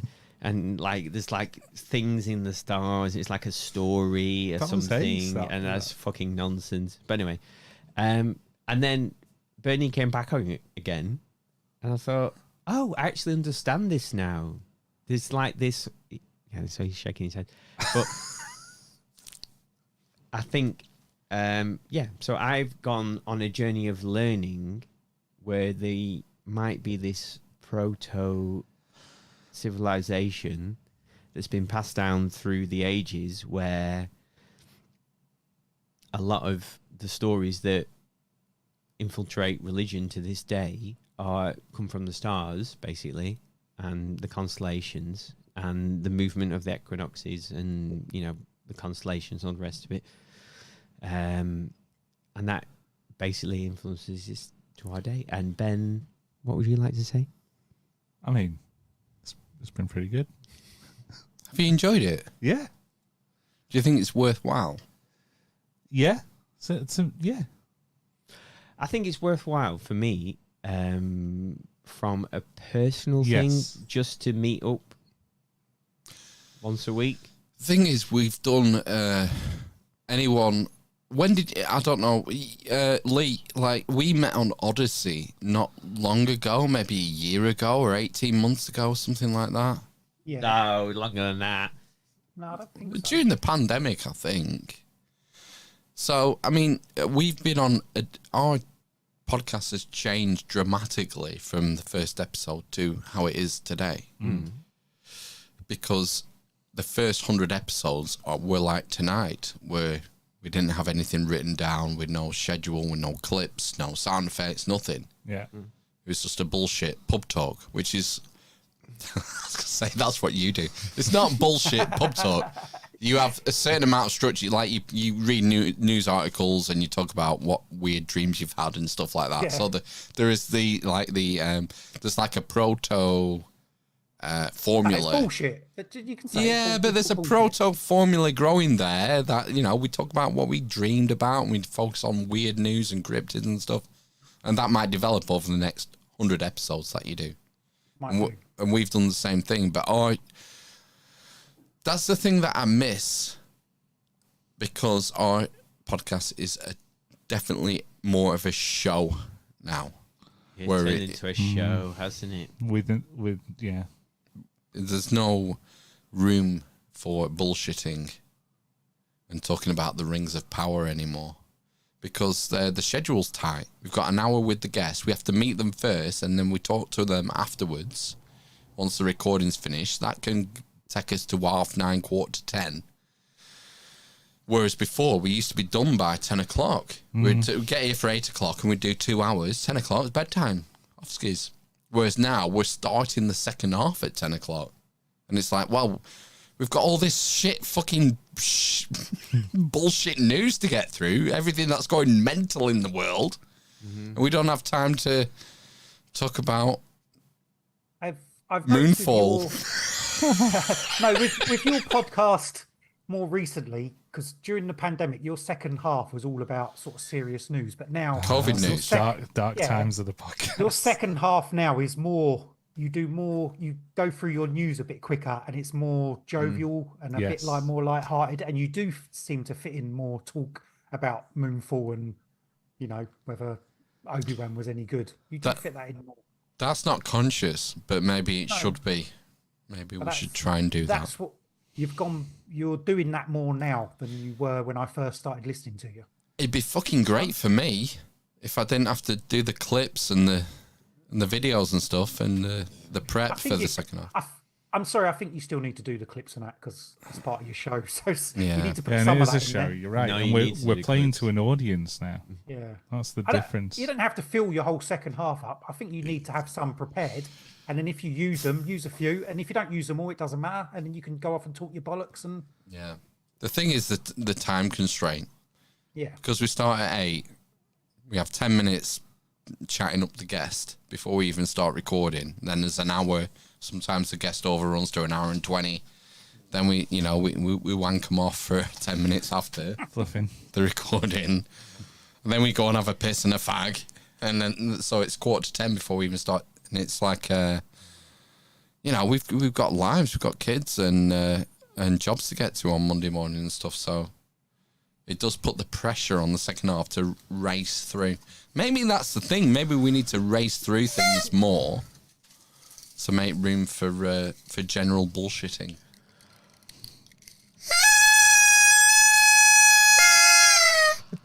Maybe just do half an hour of that. Yeah, maybe we least. need to build it into the time allotment. That'd be fine. Thing is, I fucking love No Agenda, and they just go off the news and clips. And like, I got a shock this week because there was an episode under 3 hours. I was like, "Whoa, what's happened?" I thought something gone wrong technically. Yeah, but the other thing is that they make $10,000 an episode, don't they? Because of what they do, though, because they do it really well. So, Do we not do something different now? well, yeah, because we're in the UK for a start, so we have a different perspective. No, you do a different show. You have Yeah. a guest. It's You totally you do different. a bit of news.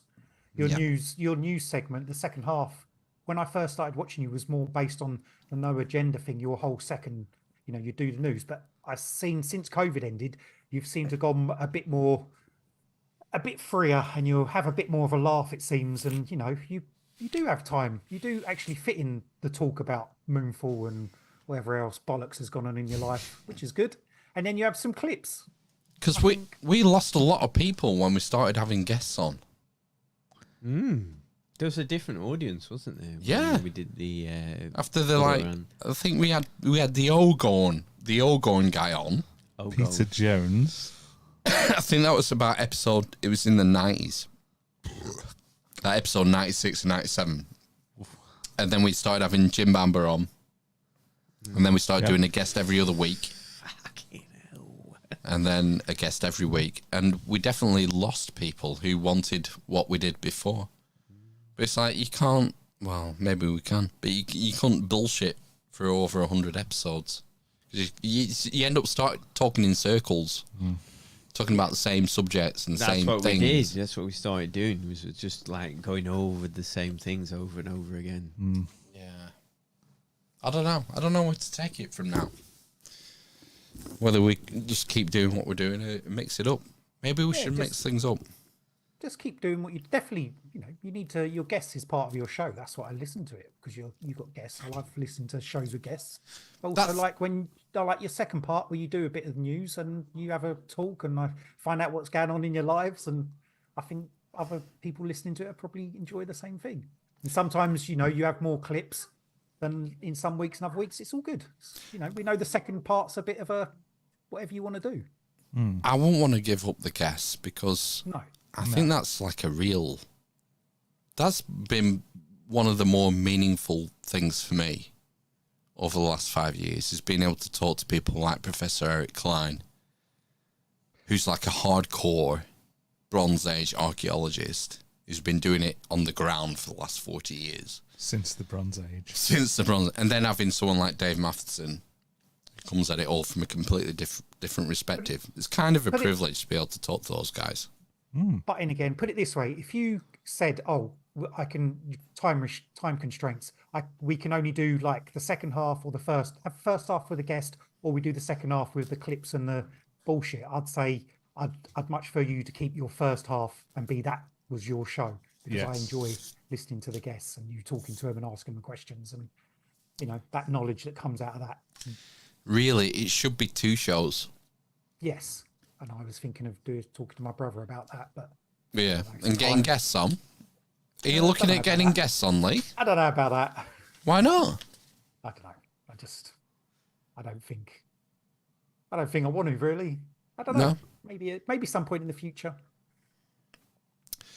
It's a different animal altogether because you're much more restricted to scheduling and all this bullshit you have to deal with, diaries, and you have to think what you're going to ask them. You have to know who the person is and be able to come up with questions on the fly and stuff. So it's a different animal altogether when you start getting guests on, unless it's like someone you already know or someone who's not selling. Like I've been on your show, haven't I?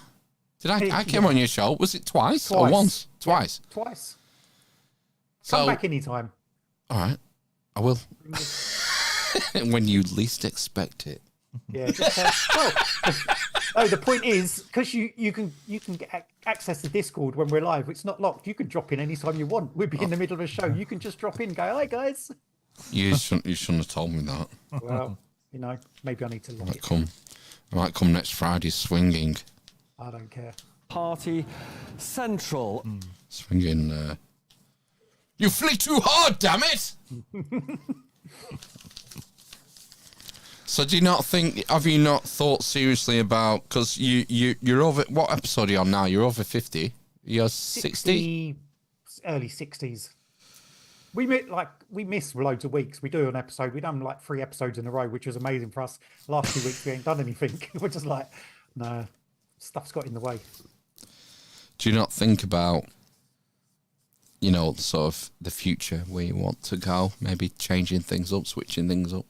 Yeah, of course I do. And then I just think I'm doing it with my brother and he's useless. I have to just carry him. Not when we're on, but sorting everything out.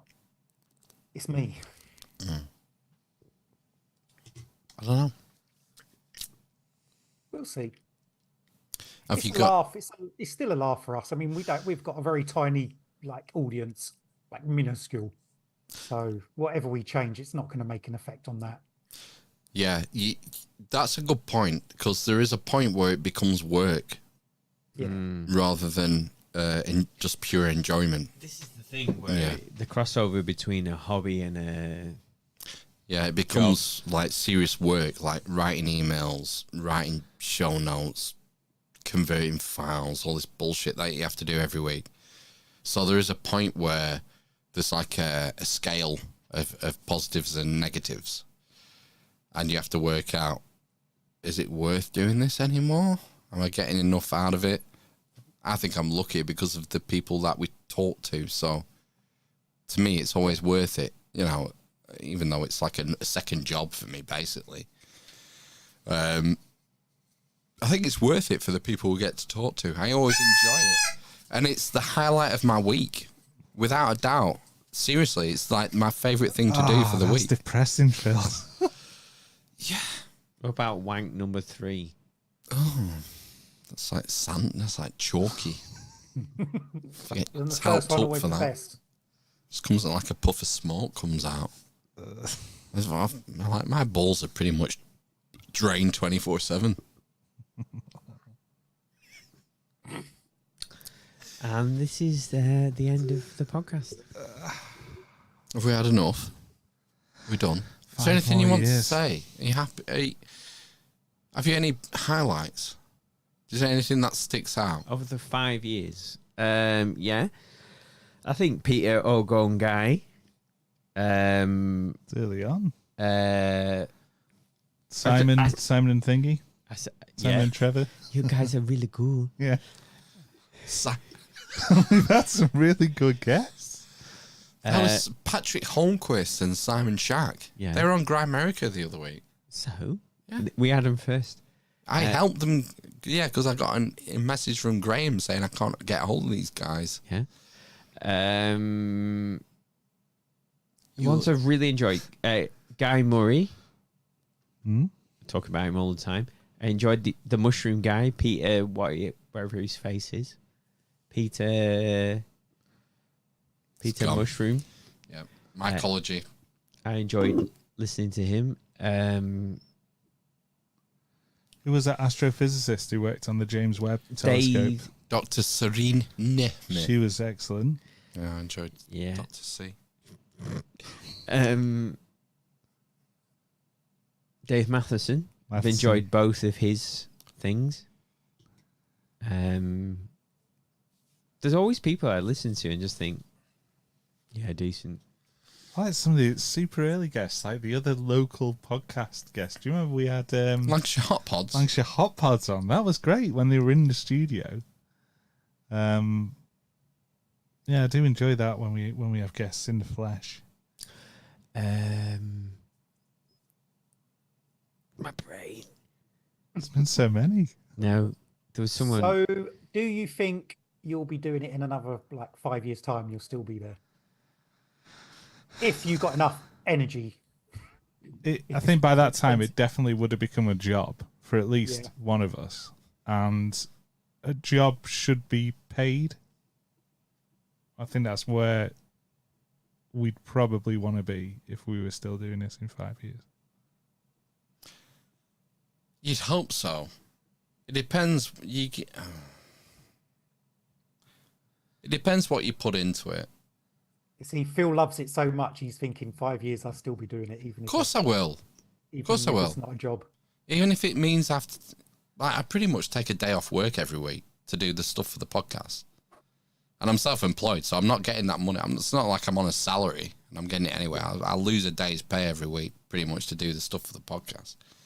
But I don't care because I enjoy it. I'm not bothered about them. The money isn't important.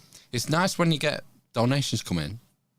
That really helps. Like when you see on the email, like a PayPal, someone signed up for a 5 monthly donation or whatever. That helps because it gives you like a bit of a boost, like a confidence boost.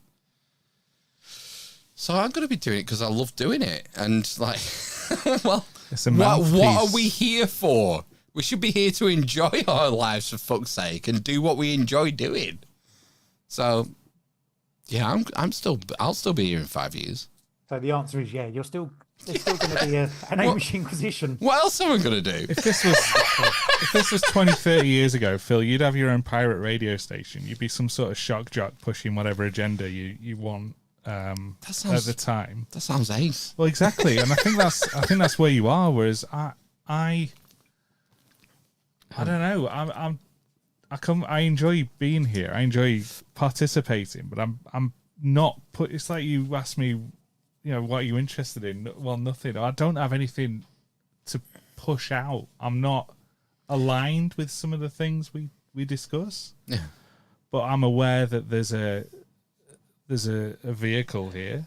You're aware there's a climate crisis, though, Ben, aren't you? Climate catastrophe, Matthew. Is it catastrophe now? But you must have interests outside of. Well, this is what we talked about, Ben, family and privately and and publicly. Is book some guests. Yeah.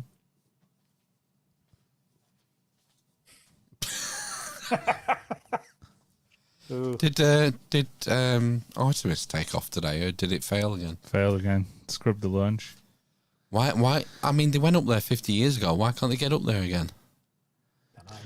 Fake news. Yeah, with ice on the engines last time, wasn't it? The other day. Ice on the It was a hydrogen leak into atmosphere, so it was outside the booster. See, get a fucking rocket scientist on then. Today's was hydrogen leak into the engine bay. Whatever. Space is fake and gay. That's what I'm worried about.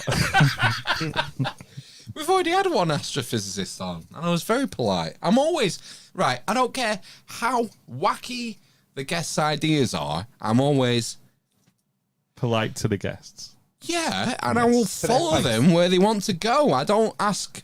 I was going to say I don't ask difficult questions. I'm not confrontational. I'm not going to argue with people. I'm not interested in arguing with the guests. The guest has the platform, and it's up to the listeners to decide whether it's bullshit or not. Not my job. Get an astrophysicist on to explain why they can't send someone to the moon anymore. They'll look at our old episodes and see flat Earth and Tycho Brahe, and they'll say, "Well, no, this isn't for me. I don't want to besmirch my public image with can only ask. That's part of the problem, I think. Yeah. That's part of the problem.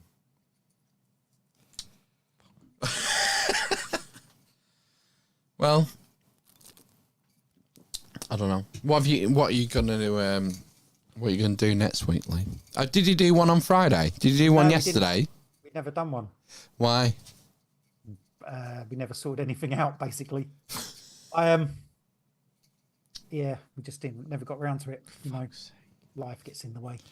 Yeah. This is the problem, and not to blow our own trumpet or anything, but I would say we're incredibly consistent with our output. Well, this is the thing, right? Fuck me, Phil.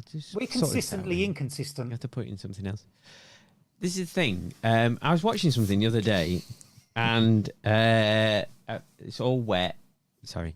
Balance it on my foot. Consistency Like an elf. beats talent over time. No, if you can Wow. consistently. So inspiring. Isn't it that'd be 1% better each day? Well, what's the famous thing about statistics around podcast film? Oh, is it 70% of podcasts don't make it past 10 episodes? 90%. I don't think it's 10. I think it's like 7 episodes. Yeah. And what's the percentage beyond 20? Look at that. Anyway, beyond 20. Tiny, probably. 95. Right. So basically, we should have. Why is our listenership declining then? It is in certain aspects, but on other aspects, not because this is the other thing about social media is everyone's minds, especially children and teenagers, are being like warped by this instant dopamine hit of just watching the same things or flicking, and seeing something that interests you over and over again. Rather than having to flick yourself. Rather than I'm going to aim for the prostate in the men. flick your own prostate. Well, I didn't even know what a prostate was when I was a teenager. I didn't know there was a thing inside you. Just as well, otherwise you'd never have left the house. Exactly. I'd be finding that with a peg every day. Probing that shit. Yeah. Go get your prostate checked. Checked? Like, Yeah, it's like a balloon. It's fucked. Been fingering it too hard. Like trying to find your way to Valinor. Just freaking your prostate all the way there on the boat. This is why we don't have listeners. Yeah, this is. It's just vulgar. Well, this is why we don't have enough. People don't make it this far in. To where I get drunk and talk smoking smack. Talking smack. It sounded like you just said when I start talking tart. Yeah. So what were you saying about the prostate? Nothing. You had a point about social media. The young people. The young people's minds are warped by social media. Then that's where you were on. Well, The thread yeah, you were on. yeah. The easy access to dopamine by finding something by flicking a phone. Right. Yeah, whether it's TikTok or Instagram stories or... It's the attention span as well, isn't it? They haven't got... Because everything's designed to be quick. Well, you hits. say... Do you know, hasn't think a every little bit. generation said that? Didn't our parents say that when TV came out and stuff like that? I Radio. don't know. And You'd still radio. sit there for I don't know, books. half an hour watching something on like a program on TV, wouldn't you? But I think this has Today? been disproved. Like, Joe Rogan is the number one podcast in the world. It's 3.5 hours long. You can't tell me that people's attention spans have decreased. It's the quality of the content that people are fed. Yeah, So but if how you many- feed people how many shite, listeners- they're going to skip it every 5 minutes. But if you give them maybe. something interesting and meaningful, they'll stick with it for 3.5 hours. But how many listeners has he got? What's he A got? bajillion? No, I mean, he's got a number, but how many? is that 7 compared to the- million, I think he was on when he got taken up by Spotify. Okay, so he's probably got more. So let's double that. Say 15 million, but compared to the world, that's not a whole lot, is it? Whoa, but no, consumers- you can't compare it to the world. Compare it to the competition. What BBC show gets 14 million Oh, no, watchers? I understand that. Every Zero, episode. none. Doctor Who, Star Trek, Not anymore. Amazon Prime, fucking wank off Galadriel is gonna get 2 million. He's getting 14 million for every episode. He's dominating. Are they actual numbers? I'm going back to the Google thing now. Are they true numbers? Has anyone counted them? The other thing about TV ratings is what it was done, whether it's still done this way, was they had test zones where they had people in the UK where they could tell what they were watching, basically, and then that was that algorithm or whatever. They figured out an algorithm and they applied that to the rest of the country. It wasn't like still the same. It's the Nielsen ratings. Yeah, so it's not like Leslie Nielsen. You every time you change the channel, they know what you're watching. They do now. They figure it out. Well, they do now. Yeah, Netflix knows exactly what you're watching. Well, Netflix does. Yeah, and probably if an iPlayer, obviously. Yeah. Well, all the services like BT and that, it's all digital. Your box is digital. They know what you're watching. They can measure how long you watch it for, and it's not. Yeah, there's probably not been a better time for like TV show statistics. You would imagine they're more accurate now than ever before. Yeah, whether they tell you the truth about them is another thing. Well, there was the story this week about HBO overplaying the Dragon. What's it called? The House of the Dragon. House of the Dragon. They were saying it got 10 million views when it was really 2 million. Yeah, but that'll be to do with ripping off the advertisers, won't it? Well, yeah, because you have to sell advertising. Yeah. I mean, it's all bullshit, basically. We got 10 million viewers, give us this much money, but really they've only got like a fifth of it, so they should be getting a fifth of the money from the advertisers. But I've heard decent things about it, though. I've heard decent things about House of Dragon. I may have downloaded the episodes earlier, so I watch them at some point this week. I haven't watched them yet. Have none of us watched it? Yeah, I've watched them. Oh, you've watched it. Do you think it's okay? Yeah. Meaningless. I you thought it was good, or just okay? I enjoyed it. It was entertaining. Was it the first 2 episodes you could get? Two episodes, yeah. Right. Yeah. I've heard that Matt Smith is really good in it. He is good in it. He is. Like he steals the scene, sort of things. It's just because he's got a weird face. It's like it is genuinely the soul of your foot. He's like the soul of your foot. He's genuinely because he has that weird face, striking appearance, and he's just like like the weird guy. Isn't he not a good actor? I mean, yeah, probably, but it has. This is the thing: you can't distill the acting from the face, can you? Really, because it's not just him though. Reese Fans, isn't it? Yeah, I think Paddy Reese Considine. Fans is really good in it. I've never seen Reese Fans done a character like that. Done a character like that. I've never seen him do a character like a posh character, and he's like accents on point, unless you're a posh person. Yeah, it's good. And I thought, I think Reese Fans, and probably Matt Smith are the two. I'm waiting for Paddy Considine to go ape shit at some point. Well, he's going to die at the end of the series, isn't he? Paddy Considine? Who's that? Dead Man's Shoes. He's like Shane a famous Meadows indie actor. Oh. What role you does wouldn't he play? know him. What role does He's he not play? Tom Cruise. No, No, I wouldn't. What role is he? Is he a high tower? He's the king. He sits on the Iron Throne. Oh yeah, he was in Hot Fuzz, wasn't he? Yeah. Yes. I know what you mean. Yes, he was in Hot Fuzz. He has a moustache. Also.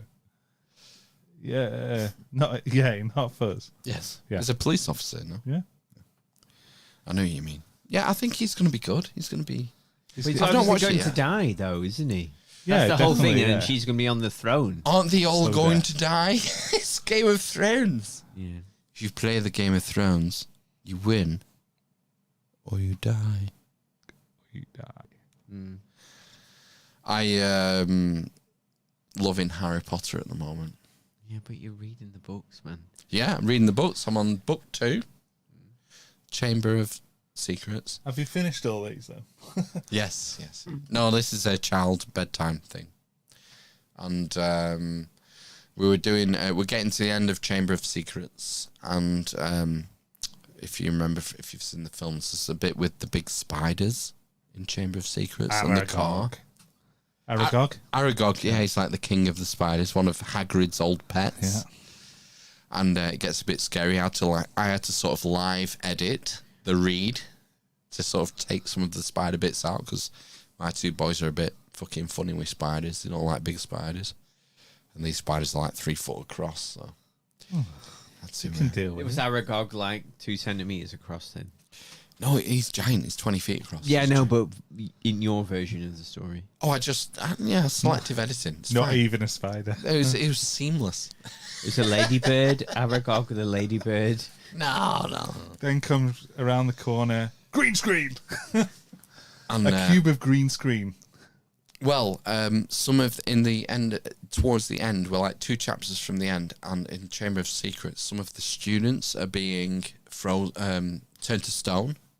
So Hermione is turned to stone, and I remember I read the passage where Harry's hiding in the staff room, and the teachers come in and they mention that the latest victim of this monster is Ginny Weasley.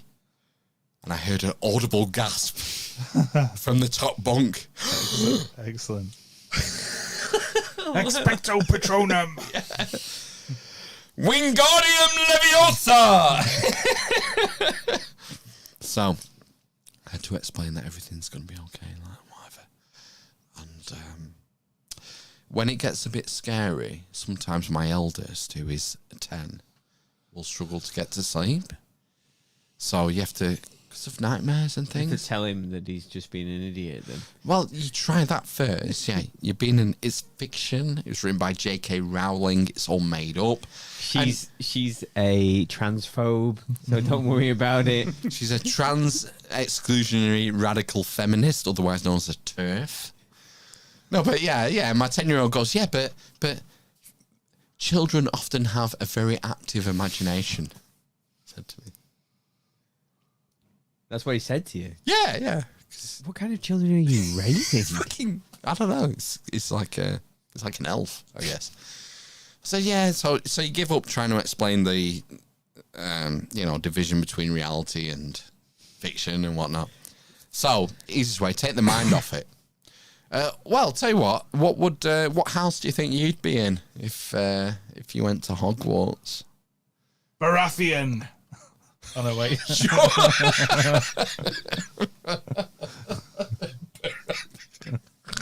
likes that one. Yeah, it's a good one. He's not seen Game of Thrones. He said probably Gryffindor or Ravenclaw. Yeah. So, okay, yeah. I'm trying to take his mind off the giant spiders and stuff to get him to sleep. I thought, You go, what about Slytherin?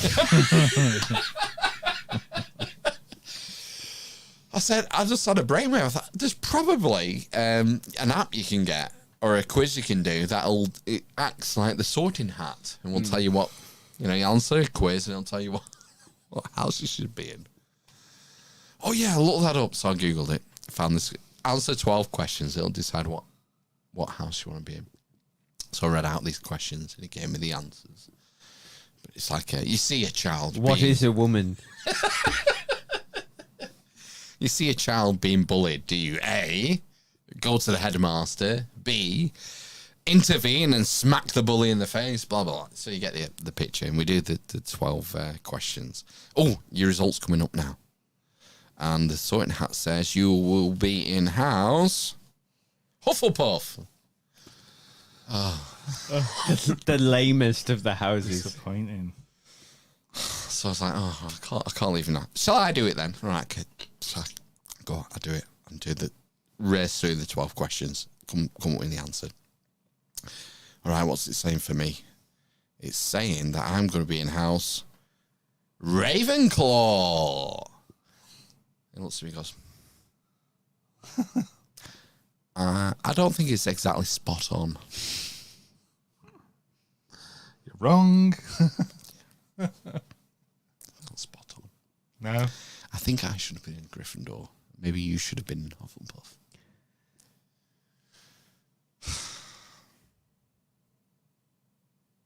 Right, turn it off now.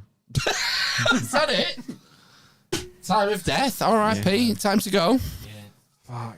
Midnight. Any final thoughts before we fuck off into the You night? said that about fucking an hour ago. Did I? I Yeah. didn't think I'd said it. Yeah. No.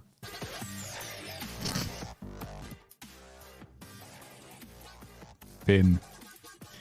Praise Jabalon. Thanks for listening for 5 years. Yeah, fuck. You really need to get out more. Thanks for coming, Lee. Nice to see you. Yeah. That's all right. Thanks It's for good joining being here. in. Thanks for letting me join in. You're more than See welcome. you in Lee. 5 years' time. Yes. Spazzing on that ass. Right. See you next week. Goodbye. It's gonna be a banger next week. Is it? I think so. Who's on? You will decide. I will decide. You will decide. Yes. I love you. Right. See you fuckers next week. Goodbye. Tassie, bye. Bye. I am going to aim for the prostate in the men. I'm a spaz. Oh my god, he's wiping his ass. Like a judgment day and terminating mode, like. That's it, man. Game over, man. Game over. That bloke's a nutter.